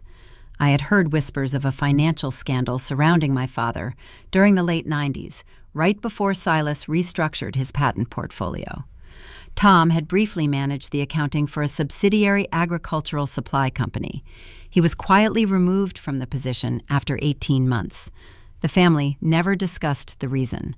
Brenda always claimed Tom stepped down to pursue more lucrative entrepreneurial ventures. The truth, meticulously documented and locked inside Silas's legal vault, was far darker. My father was an embezzler. He had siphoned funds from the family business, masking the theft through unrecorded cash distributions and falsified ledger entries. Silas had caught him. Instead of reporting his own son to federal authorities, Silas had conducted a private forensic audit, cataloged every stolen dollar, forced Tom out of the company, and buried the evidence. But Silas kept the audit. He kept the receipts. He attached the smoking gun directly to the trigger of my inheritance. If Tom attacked the trust would automatically notify the IRS of his historic unrecorded felony tax evasion. I grabbed my phone and snapped a high-resolution photograph of the yellowed page. I opened my encrypted email client and attached the image file, sending it directly to Mr. Sterling's secure inbox. I did not wait for a confirmation reply. I immediately dialed his international number. Sterling answered on the first ring. He had already opened the attachment. The line hummed with transatlantic static. I heard the sharp, unmistakable sound of Sterling chuckling. It was a low, dark sound, the noise a predator makes when it spots an exposed throat. "Your grandfather was a paranoid, vindictive genius," Sterling rasped, the amusement evident in his tone. "He weaponized the United States federal tax code. This is not just a defensive shield, Mabs. This is a targeted nuclear strike." "Will it work against Corman?" I asked, gripping the edge of the table. "The visa deadline is ticking. We cannot wait for an IRS investigation to conclude. We need the international injunction dropped immediately." Sterling exhaled a long breath. "We do not need the IRS to launch an investigation. We only need Thomas and his sleazy lawyer to understand the mechanism they just triggered. Tax evasion has no statute of limitations when it involves deliberate fraud. If this 1998 audit lands on a federal desk, your father will not just lose his house to the balloon loan. He will face federal prison. The threat alone is catastrophic." "What is the play?" I asked, my voice steady. Sterling did not hesitate. "We bypass the German immigration courts entirely. We do not file a single motion in Europe. I am going to draft a very brief, very specific email to Vance Corman." I stayed on the line while Sterling typed. I listened to the rhythmic clatter of his mechanical keyboard echoing from a continent away. He did not draft a complex legal argument. He did not threaten a counter lawsuit for defamation or harassment. He understood that dealing with an aggressive offshore litigator required brutal simplicity. Corman was a mercenary. He fought for money, not loyalty. If the battlefield suddenly threatened to explode and incinerate his client, Corman would flee. Sterling hit the send button. He forwarded a copy of the message to my inbox. I opened the email on my phone screen. The message contained a single PDF attachment, the photograph of Silas's contingency clause. The body of the email consisted of exactly one sentence. "Proceed with your international injunction, Mr. Corman, and the executor is legally compelled to deliver the enclosed unredacted 1998 forensic audit to the Internal Revenue Service Criminal Investigation Division at 9 o'clock tomorrow morning." The trap was sprung. The detonator was armed. Now we had to wait for the blast wave to hit. The agonizing wait lasted exactly 22 minutes. I paced the length of my apartment, watching the gray light of dawn slowly filter through the Munich sky. My phone vibrated, shattering the silence. It was Sterling. "The injunction is dead," he announced, his voice vibrating with professional satisfaction. "Corman just emailed a formal notice of withdrawal. He dropped the case entirely. He cited a sudden conflict of interest and severed his representation of your father. The federal flag on your European visa will be cleared by the German Regulatory Board within the hour. You are safe, Mabes. The trust is secure." The adrenaline that had been sustaining my nervous system for the past 12 hours suddenly evaporated. I sat down heavily on the edge of my bed. I had won. I had beaten my father's final, desperate bullet. I had maintained my residency, protected my grandfather's foundation, and completely neutralized the attack from 5,000 miles away. The legal war ended not with a dramatic courtroom showdown, but with the quiet, cowardly whimper of a bully, realizing the victim held the ultimate high ground. I showered, changed into a sharp wool suit, and walked out of my flat. The crisp, clean German air filled my lungs. I stopped at a small cafe near the Isar River and ordered a double espresso. I sat at a small metal table, watching the cold water rush past the stone embankments. The city felt entirely different now. It belonged to me. I had earned my place here through sheer strategic endurance. I opened my phone and checked my corporate email. The HR director had already sent a message confirming the immediate reinstatement of my employment eligibility. The visa suspension was lifted. I was cleared to return to the logistics center. I drank the bitter espresso, savoring the harsh waking jolt of the caffeine. I looked at the date on my phone screen. Back in Lincoln, Nebraska, the timeline on the Omaha Capital hard money loan had officially expired. The 30-day window closed while Tom was busy watching his sleazy offshore lawyer abandon him. My father had leveraged his massive suburban fortress to save his golden child, banking his entire future on his ability to steal my inheritance. He failed. The safety net vanished, and gravity finally took hold. The foreclosure process is a relentless bureaucratic machine. It does not care about your curated social image, the brand of your luxury SUV, or the stories you tell your extended family at Sunday dinner. When the balloon payment defaults, the machine simply begins printing the eviction notices. My parents were about to lose the physical stage upon which they had performed their entire lives. But a foreclosure is not a private event. The property is seized by the bank and placed onto the open market for a public auction. It becomes an asset waiting to be acquired by the highest bidder. And as a logistics director with a fully secured, highly liquid, offshore trust fund generating significant capital, I possessed a distinct appreciation for acquiring distressed assets at a steep discount. The defensive phase of the conflict was over. It was time to transition to acquisitions. The following Tuesday arrived with the mechanical precision of a freight train schedule. The 30-day grace period on the Omaha Capital balloon loan expired at precisely midnight. Banks that specialize in high-interest, hard money lending do not grant extensions. They do not care about curated social media feeds or the pristine condition of your neighborhood hydrangeas. They operate on a strict diet of collateral. When the sun rose over the Nebraska suburbs that morning, my parents no longer owned the roof over their heads. The physical manifestation of financial ruin is rarely loud. It usually arrives on paper. A uniformed county sheriff parked his cruiser at the edge of the freshly paved driveway. He walked up the brick steps, bypassed the decorative doorbell, and used a staple gun to affix a neon yellow foreclosure notice directly to the heavy oak front door. The document fluttered in the morning breeze, visible to every passing car, every jogging neighbor, and every dog walker in the subdivision. The facade was officially breached. The collapse of my father's financial house of cards triggered an immediate secondary implosion. Without the suburban fortress to leverage for additional credit, the shield protecting my sister evaporated. Paige had spent the last year dodging margin calls from unregulated cryptocurrency exchanges. Digital asset platforms utilize automated liquidation algorithms. When a portfolio dips below the required maintenance margin, the software does not negotiate. It simply sells off the remaining assets to cover the debt. Paige watched her digital wallets zero out in real time. The creditors she had ignored shifted their focus to her physical world. The leasing company arrived at my parents' house with a flatbed tow truck and repossessed her luxury SUV straight out of the driveway. Her boutique fitness studio received a commercial lockout notice. The landlord changed the deadbolts on the glass doors, trapping the imported spin bikes and the neon signs inside to be sold at auction. Paige was stripped of her filters, left standing on the bare concrete of her actual choices. Facing total insolvency, Tom and Brenda were forced to seek the protection of the federal bankruptcy court.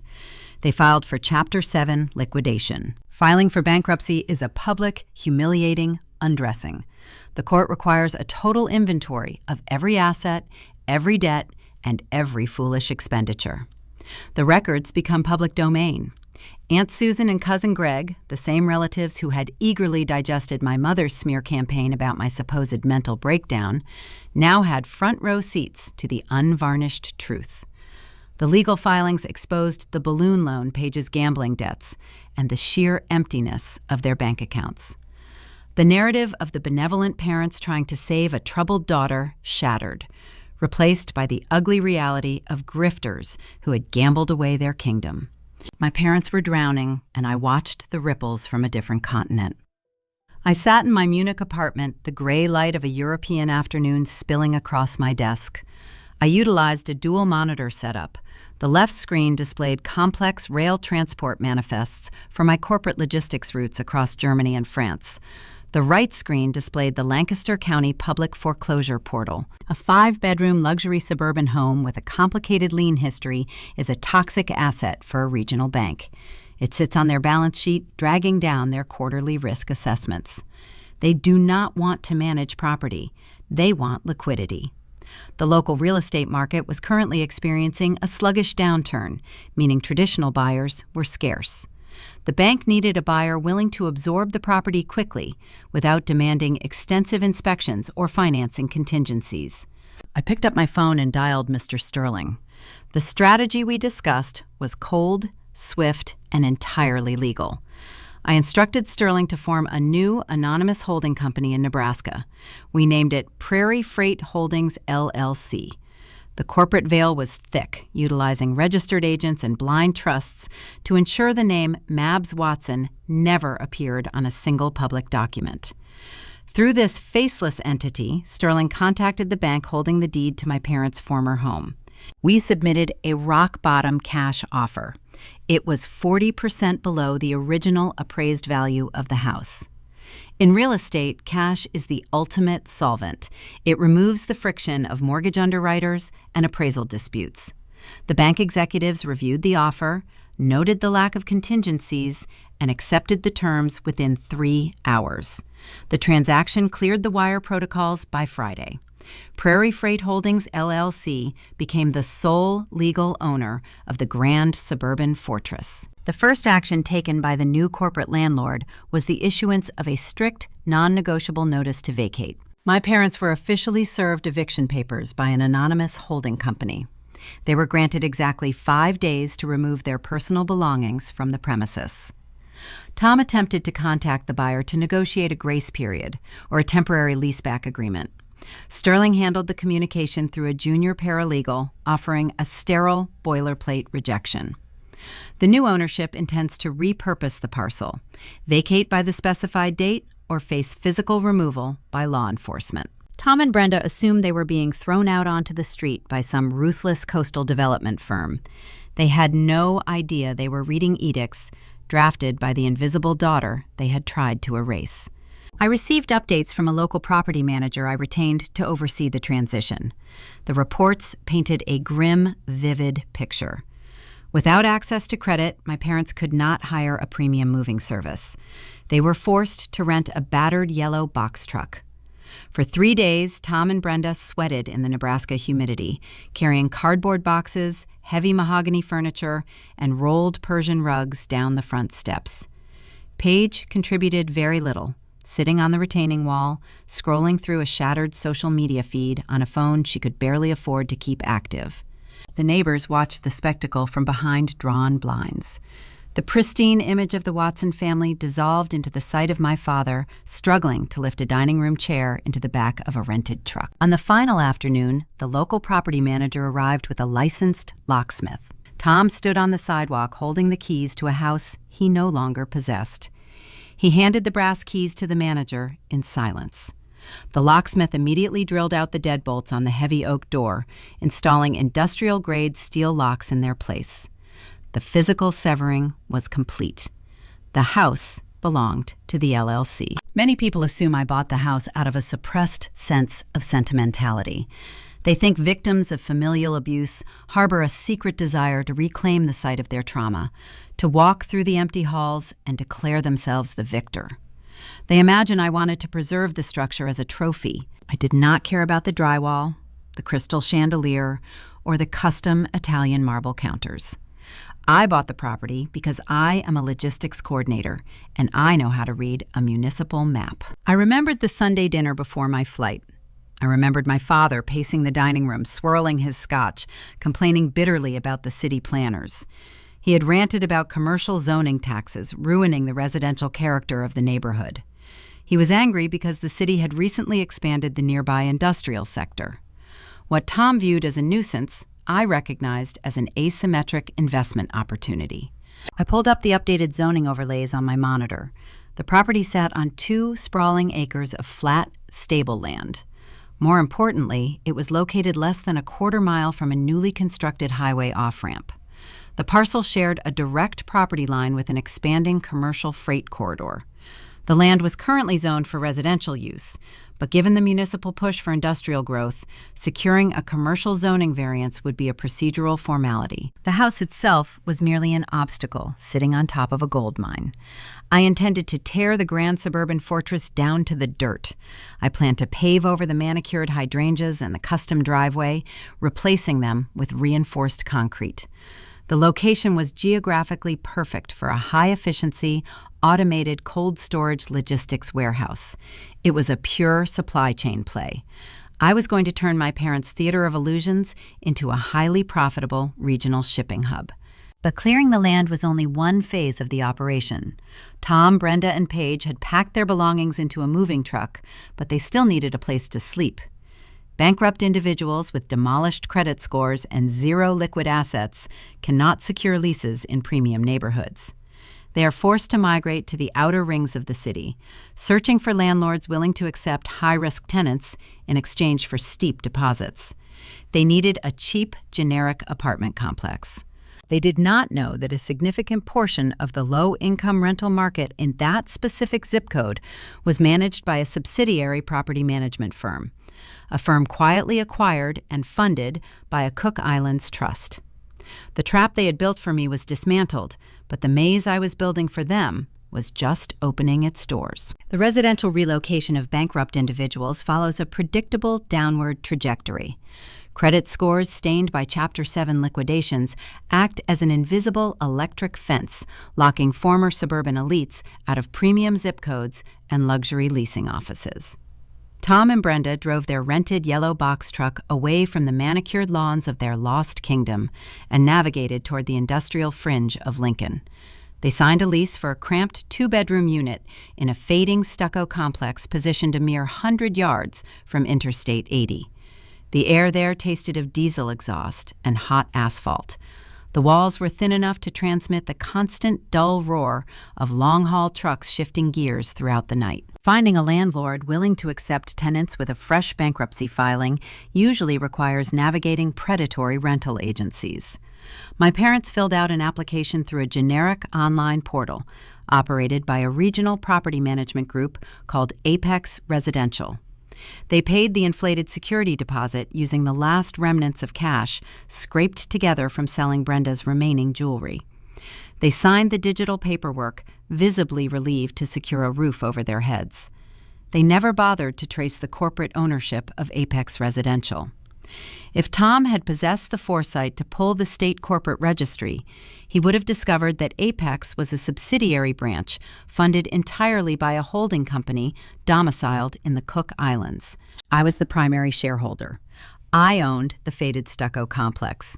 I held the deed to the peeling linoleum floors, the rattling radiator pipes, and the tiny exhaust-stained balcony where my father now stood to smoke his cheap cigars. I was secretly their landlord. The poetic justice extended far beyond the brick and mortar. Paige, stripped of her boutique studio and her imported spin bikes, faced the harsh arithmetic of wage labor. The influencer who once posted curated mantras about manifesting wealth now wore a synthetic neon green polo shirt. She took a job as a shift manager at a budget chain gym located in a dying strip mall. Her daily routine no longer involved filming organic smoothie recipes or posing in designer athletic wear. Instead, she spent 8 hours a day scanning membership barcodes, re-racking heavy iron dumbbells abandoned by college students, and wiping acidic sweat off rows of cheap elliptical machines under the harsh glare of fluorescent tube lighting. The scent of her environment shifted from expensive lavender diffusers to industrial chlorine and floor bleach. The golden child persona dissolved into the stark reality of an hourly paycheck. Her online profiles went dark. The silence from her digital corner of the world was profound. Back in Germany, my mornings settled into a serene, highly satisfying routine. I would arrive at my corporate logistics suite, brew a cup of premium Bavarian roast, and open a secondary browser tab on my dual monitor setup. This tab connected directly to the administrative inbox for Apex Residential. Tenants utilized this portal to submit maintenance requests and voice grievances. Tom Watson, a man stripped of his power but unable to shed his entitlement, became a frequent contributor to this digital void. The emails arrived almost daily. I sat at my desk sipping the rich, dark coffee, watching the European sunrise, and reading my father's desperate attempts to assert dominance over a faceless corporate entity. The messages were a masterclass in impotent rage. He typed in rigid, formal paragraphs attempting to project an aura of wealth he no longer possessed. He complained about the erratic water pressure in the guest bathroom. He documented the persistent metallic clanking of the bedroom radiator. He demanded immediate landscaping interventions for the patches of dead grass near the communal dumpsters. But the true genius of these emails lay in his veiled threats. When a maintenance request remained pending for more than 48 hours, Tom would escalate his rhetoric. He wrote that his successful daughter, Paige, retained high-powered legal counsel. He warned the automated inbox that failure to resolve the plumbing issues would result in swift litigation for building code violations. He bragged about her fictitious corporate connections, trying to use the ghost of her dead fitness empire to intimidate a property manager working for $9 an hour. Reading those messages generated a layer of dramatic irony so thick it felt scripted. My father spent his evenings sitting in a box I owned, typing arrogant threats on a laptop, boasting about a daughter who was currently wiping down gym equipment, and sending those threats directly to the invisible child he had tried to destroy. He was screaming into a void, oblivious to the fact that the void possessed a name, a Munich zip code, and the authority to evict him. I never replied to a single message. Engaging with a narcissist validates their existence. It gives them the friction they crave. Instead, I simply clicked the forwarding icon and routed his complaints to the local maintenance technician queue with a standard priority tag. I did not assign his tickets a low priority out of spite. I treated his apartment exactly like every other unit in the complex. That neutrality was the sharpest blade of all. Tom wanted to be a victim of a malicious corporate landlord, just as he wanted to be the victim of an ungrateful daughter. He wanted a villain to blame for his descent into the lower middle class.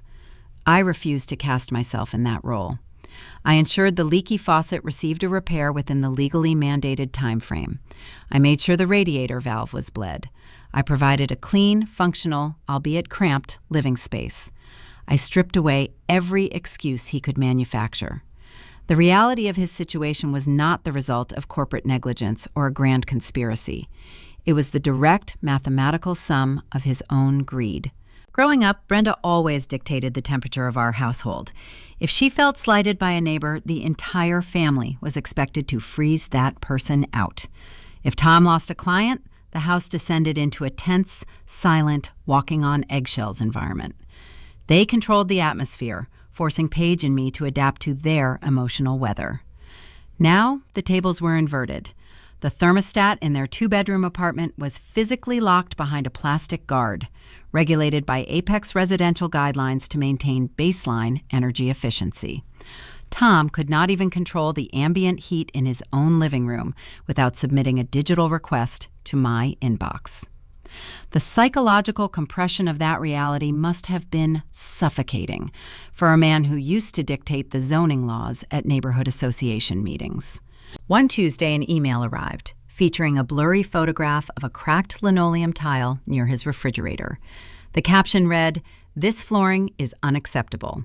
We are accustomed to a higher standard of living. Fix this immediately or we will withhold rent." I stared at the photo. I zoomed in on the edge of the frame. In the corner of the image, resting on the cheap laminate counter, was a stack of unopened envelopes. Even through the low resolution, I recognized the red font of collection agencies. He was threatening to withhold a $900 monthly rent payment while drowning in unsecured debt. I took another sip of my coffee. The dark roast tasted faintly of dark chocolate and roasted chicory. I clicked forward. The maintenance guy replaced the tile 3 days later. I was not interested in punishing them actively. Vengeance requires energy, and my energy was dedicated to expanding European freight routes. Their reality, stripped of all its fake wealth and illusions, was an autonomous punishment machine. They woke up every morning in a space they did not own, went to jobs they despised, and spent their evenings remembering the suburban fortress they had gambled away. But while they were trapped in the consequences of their past, I was actively dismantling the physical monument to their hubris. Owning their low-income apartment was merely a passive investment. The true logistical operation was taking place back at the 2-acre parcel where their grand house still stood. The bank had handed over the deed. The eviction was complete, and the structure sat empty, casting long shadows over the manicured lawn. Empty houses attract attention, especially from the former kings who used to rule them. Tom could not let the past die. He began driving his rusted sedan past the Putnam Street property, haunting the perimeter of his lost kingdom. He was searching for a target for his rage. He was looking for the faceless developers who had stolen his throne. I decided it was time to give him a face.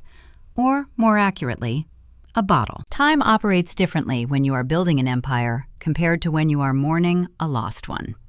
6 months passed. In Munich, the biting winter thawed into a crisp, efficient spring. My logistics routes expanded, weaving a profitable network across the European continent. I spent my days analyzing transit vectors and optimizing freight schedules. I did not waste a single hour looking in the rearview mirror. But back in Lincoln, the gears of local bureaucracy were grinding toward a final, irreversible physical transformation. Prairie Freight Holdings, the anonymous corporate entity funded by my offshore trust, successfully secured the commercial zoning variance for the Putnam Street property. The Municipal Planning Board approved the transition from residential to light industrial use without significant resistance. The city wanted tax revenue from the expanding freight corridor, and our proposal for a high-efficiency cold storage warehouse promised steady economic growth. With the zoning officially modified, my legal team filed the final permits for structural demolition. I did not book a flight back to Nebraska to watch the house come down. I had no desire to stand on a dusty sidewalk and witness the destruction of drywall and mahogany. I was not driven by a cinematic need for closure. The house was merely a depreciating asset sitting on top of a highly valuable logistical node. However, I did have one final precise instruction from my local real estate agent before the excavators arrived. When the eviction occurred months earlier, the agent had conducted a standard post-vacancy walkthrough to assess the interior condition. I had instructed him to secure one specific item left behind in the kitchen. It was the gaudy blue-labeled bottle of cheap Riesling with the synthetic cork, the exact bottle I had carried into the ambush dinner and placed squarely on the polished island before walking out the door. The agent had kept it locked in his office safe, confused by the request, but paid well enough not to ask questions. Now I gave him the order to deploy it. The house was entirely empty. The utilities were severed.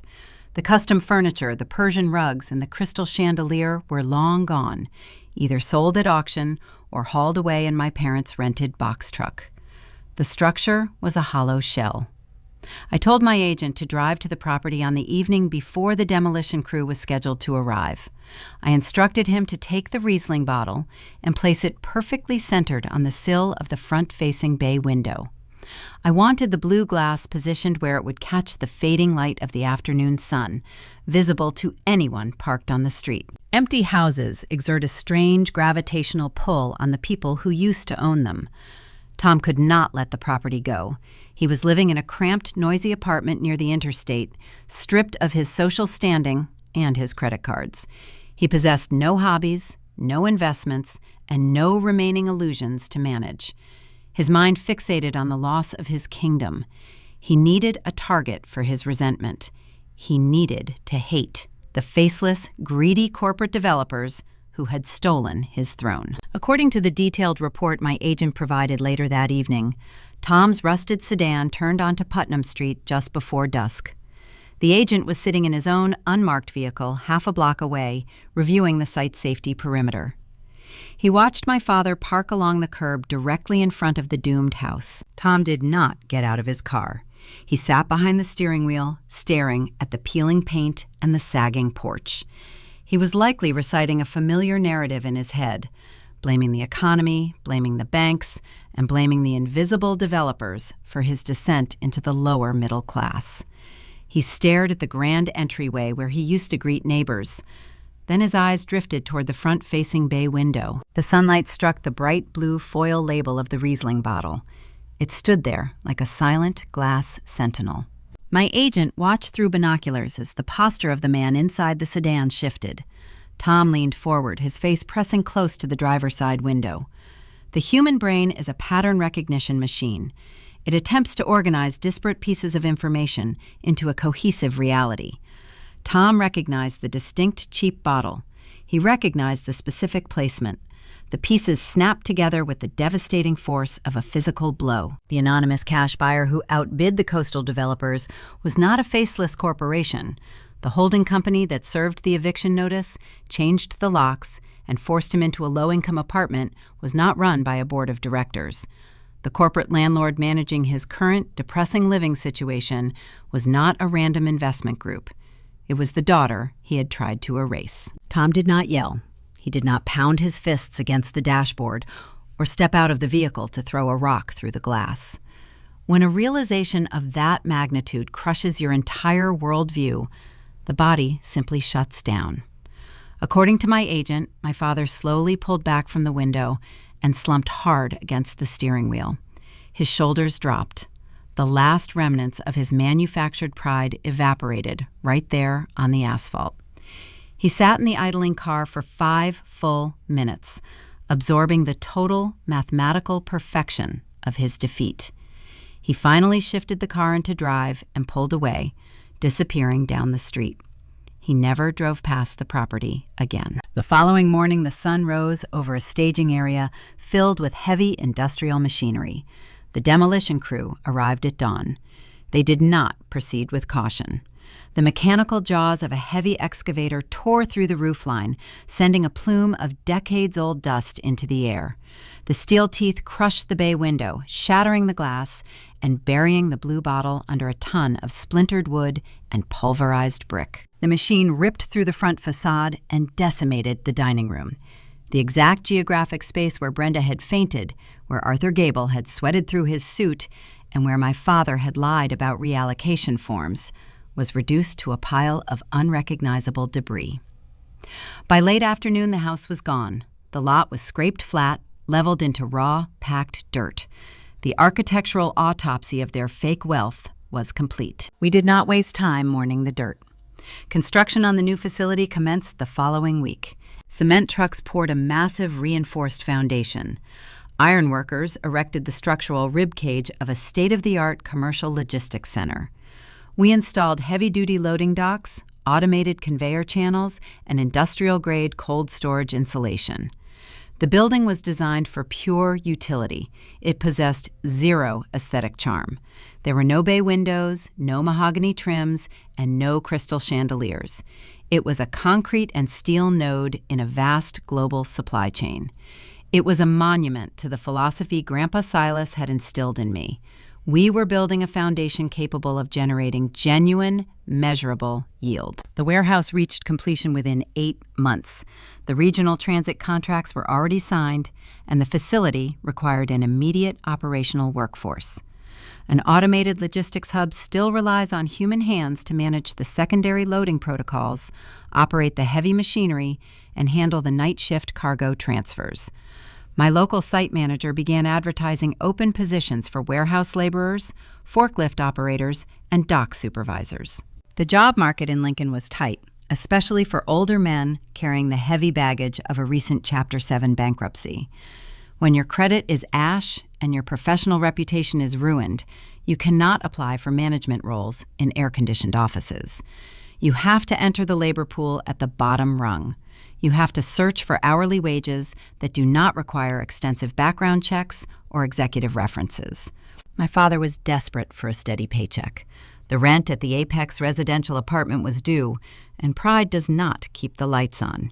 He scoured the local employment listings, searching for a lifeline. His search led him directly to a hiring advertisement for a newly opened cold storage warehouse located on a very familiar piece of commercial real estate. The trap he had spent his life avoiding was about to snap shut around his ankles, entirely by his own hand. 2 years evaporated into the steady, relentless rhythm of international commerce. My career in Munich followed a steep upward trajectory fueled by early mornings and a refusal to fail. I moved from a mid-level coordinator to the director of European logistics. My corner office expanded, featuring floor-to-ceiling windows that offered a sweeping panoramic view of the Bavarian skyline. I mastered the language, optimized the transit networks, and solidified my foundation. Back in Nebraska, the concrete and steel structure I had commissioned finished its transition from a raw construction site into a fully operational regional shipping hub.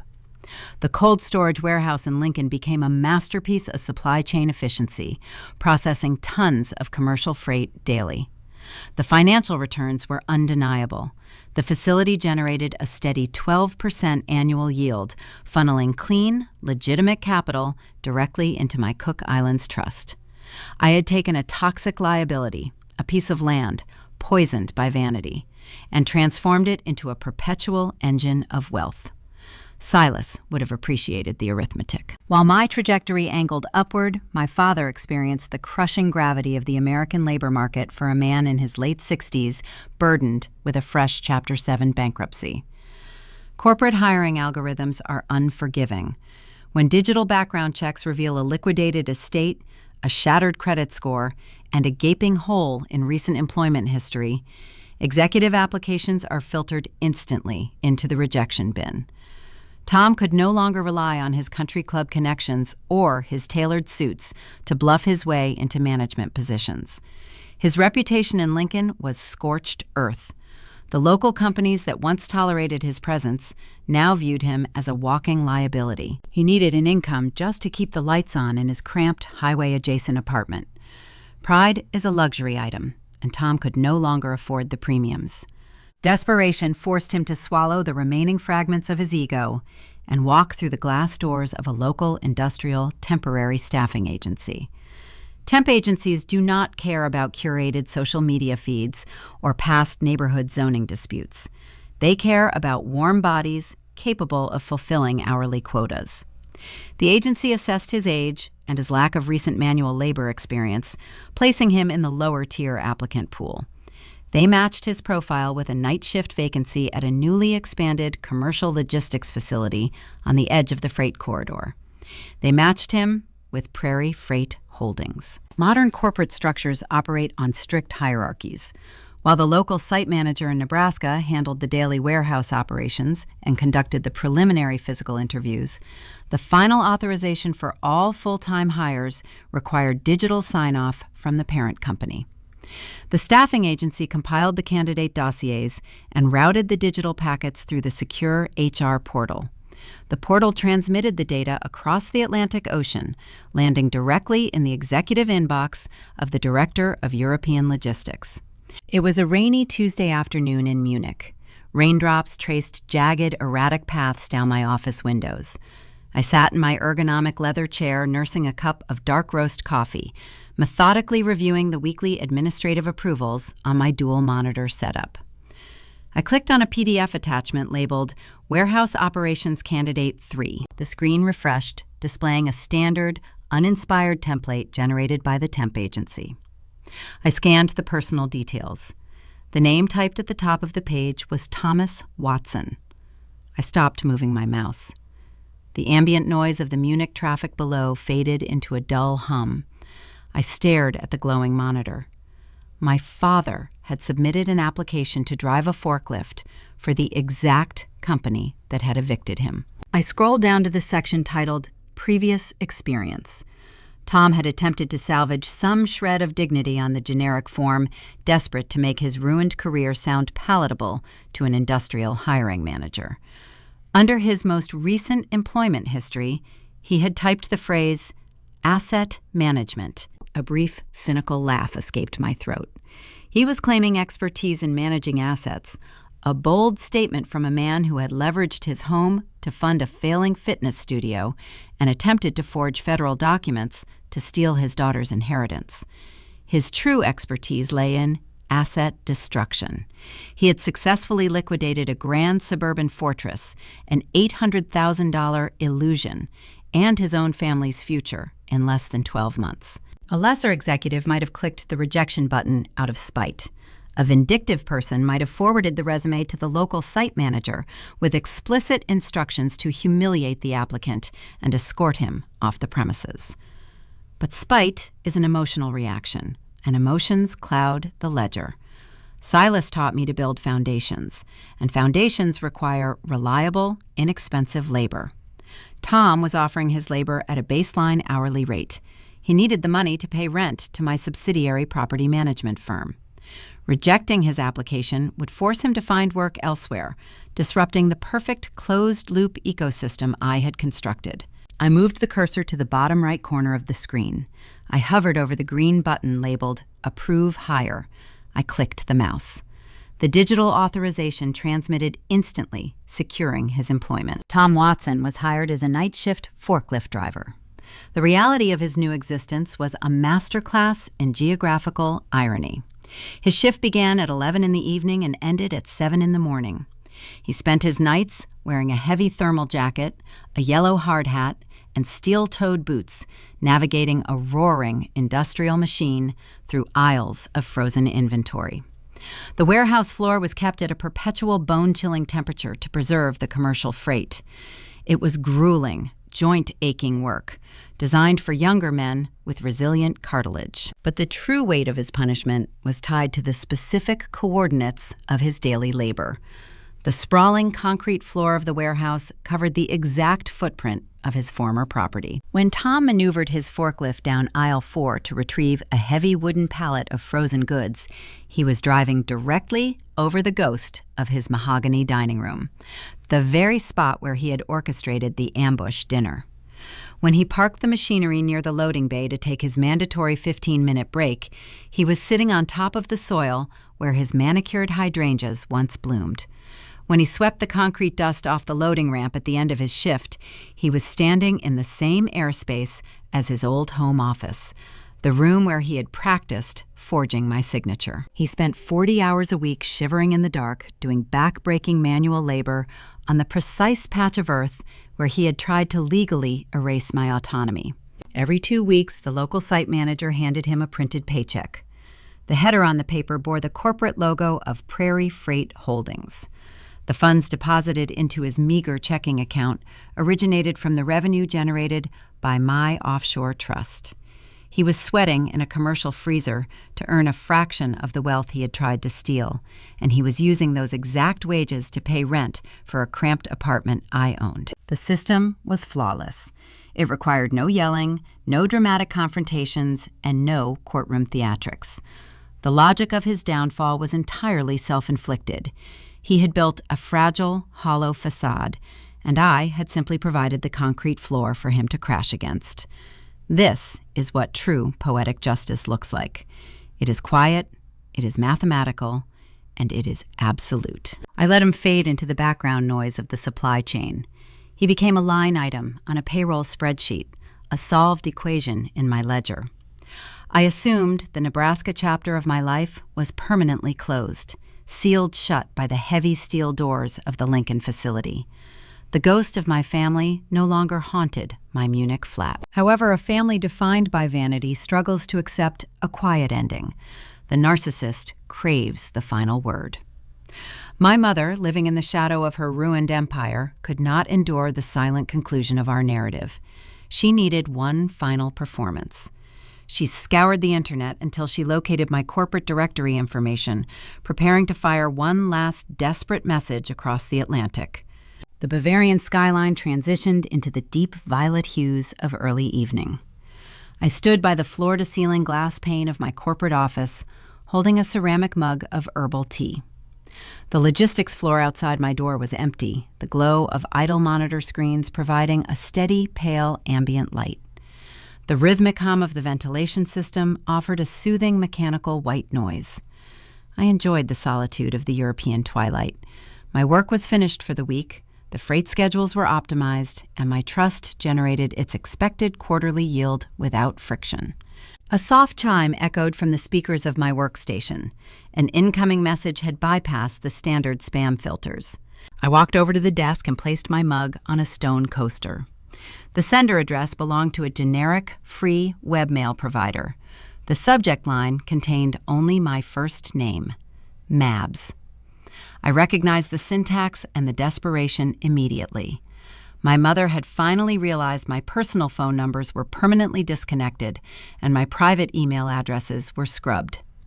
Stripped of her usual avenues of access, she resorted to scraping the European corporate directory to find a digital crack in my armor. I sat down in my leather chair and clicked the mouse, opening the message. It was a sprawling 4-paragraph manifesto of manufactured grief. Brenda had spent her entire adult life treating communication like a theatrical performance, and this email was her final, desperate curtain call. She did not open the message with an apology for the forged credit union documents or the attempted asset theft at the dining table. A narcissist never acknowledges the knife they hold in their hand. They only cry about the blood on the floor. Instead, she painted a watercolor portrait of fake nostalgia.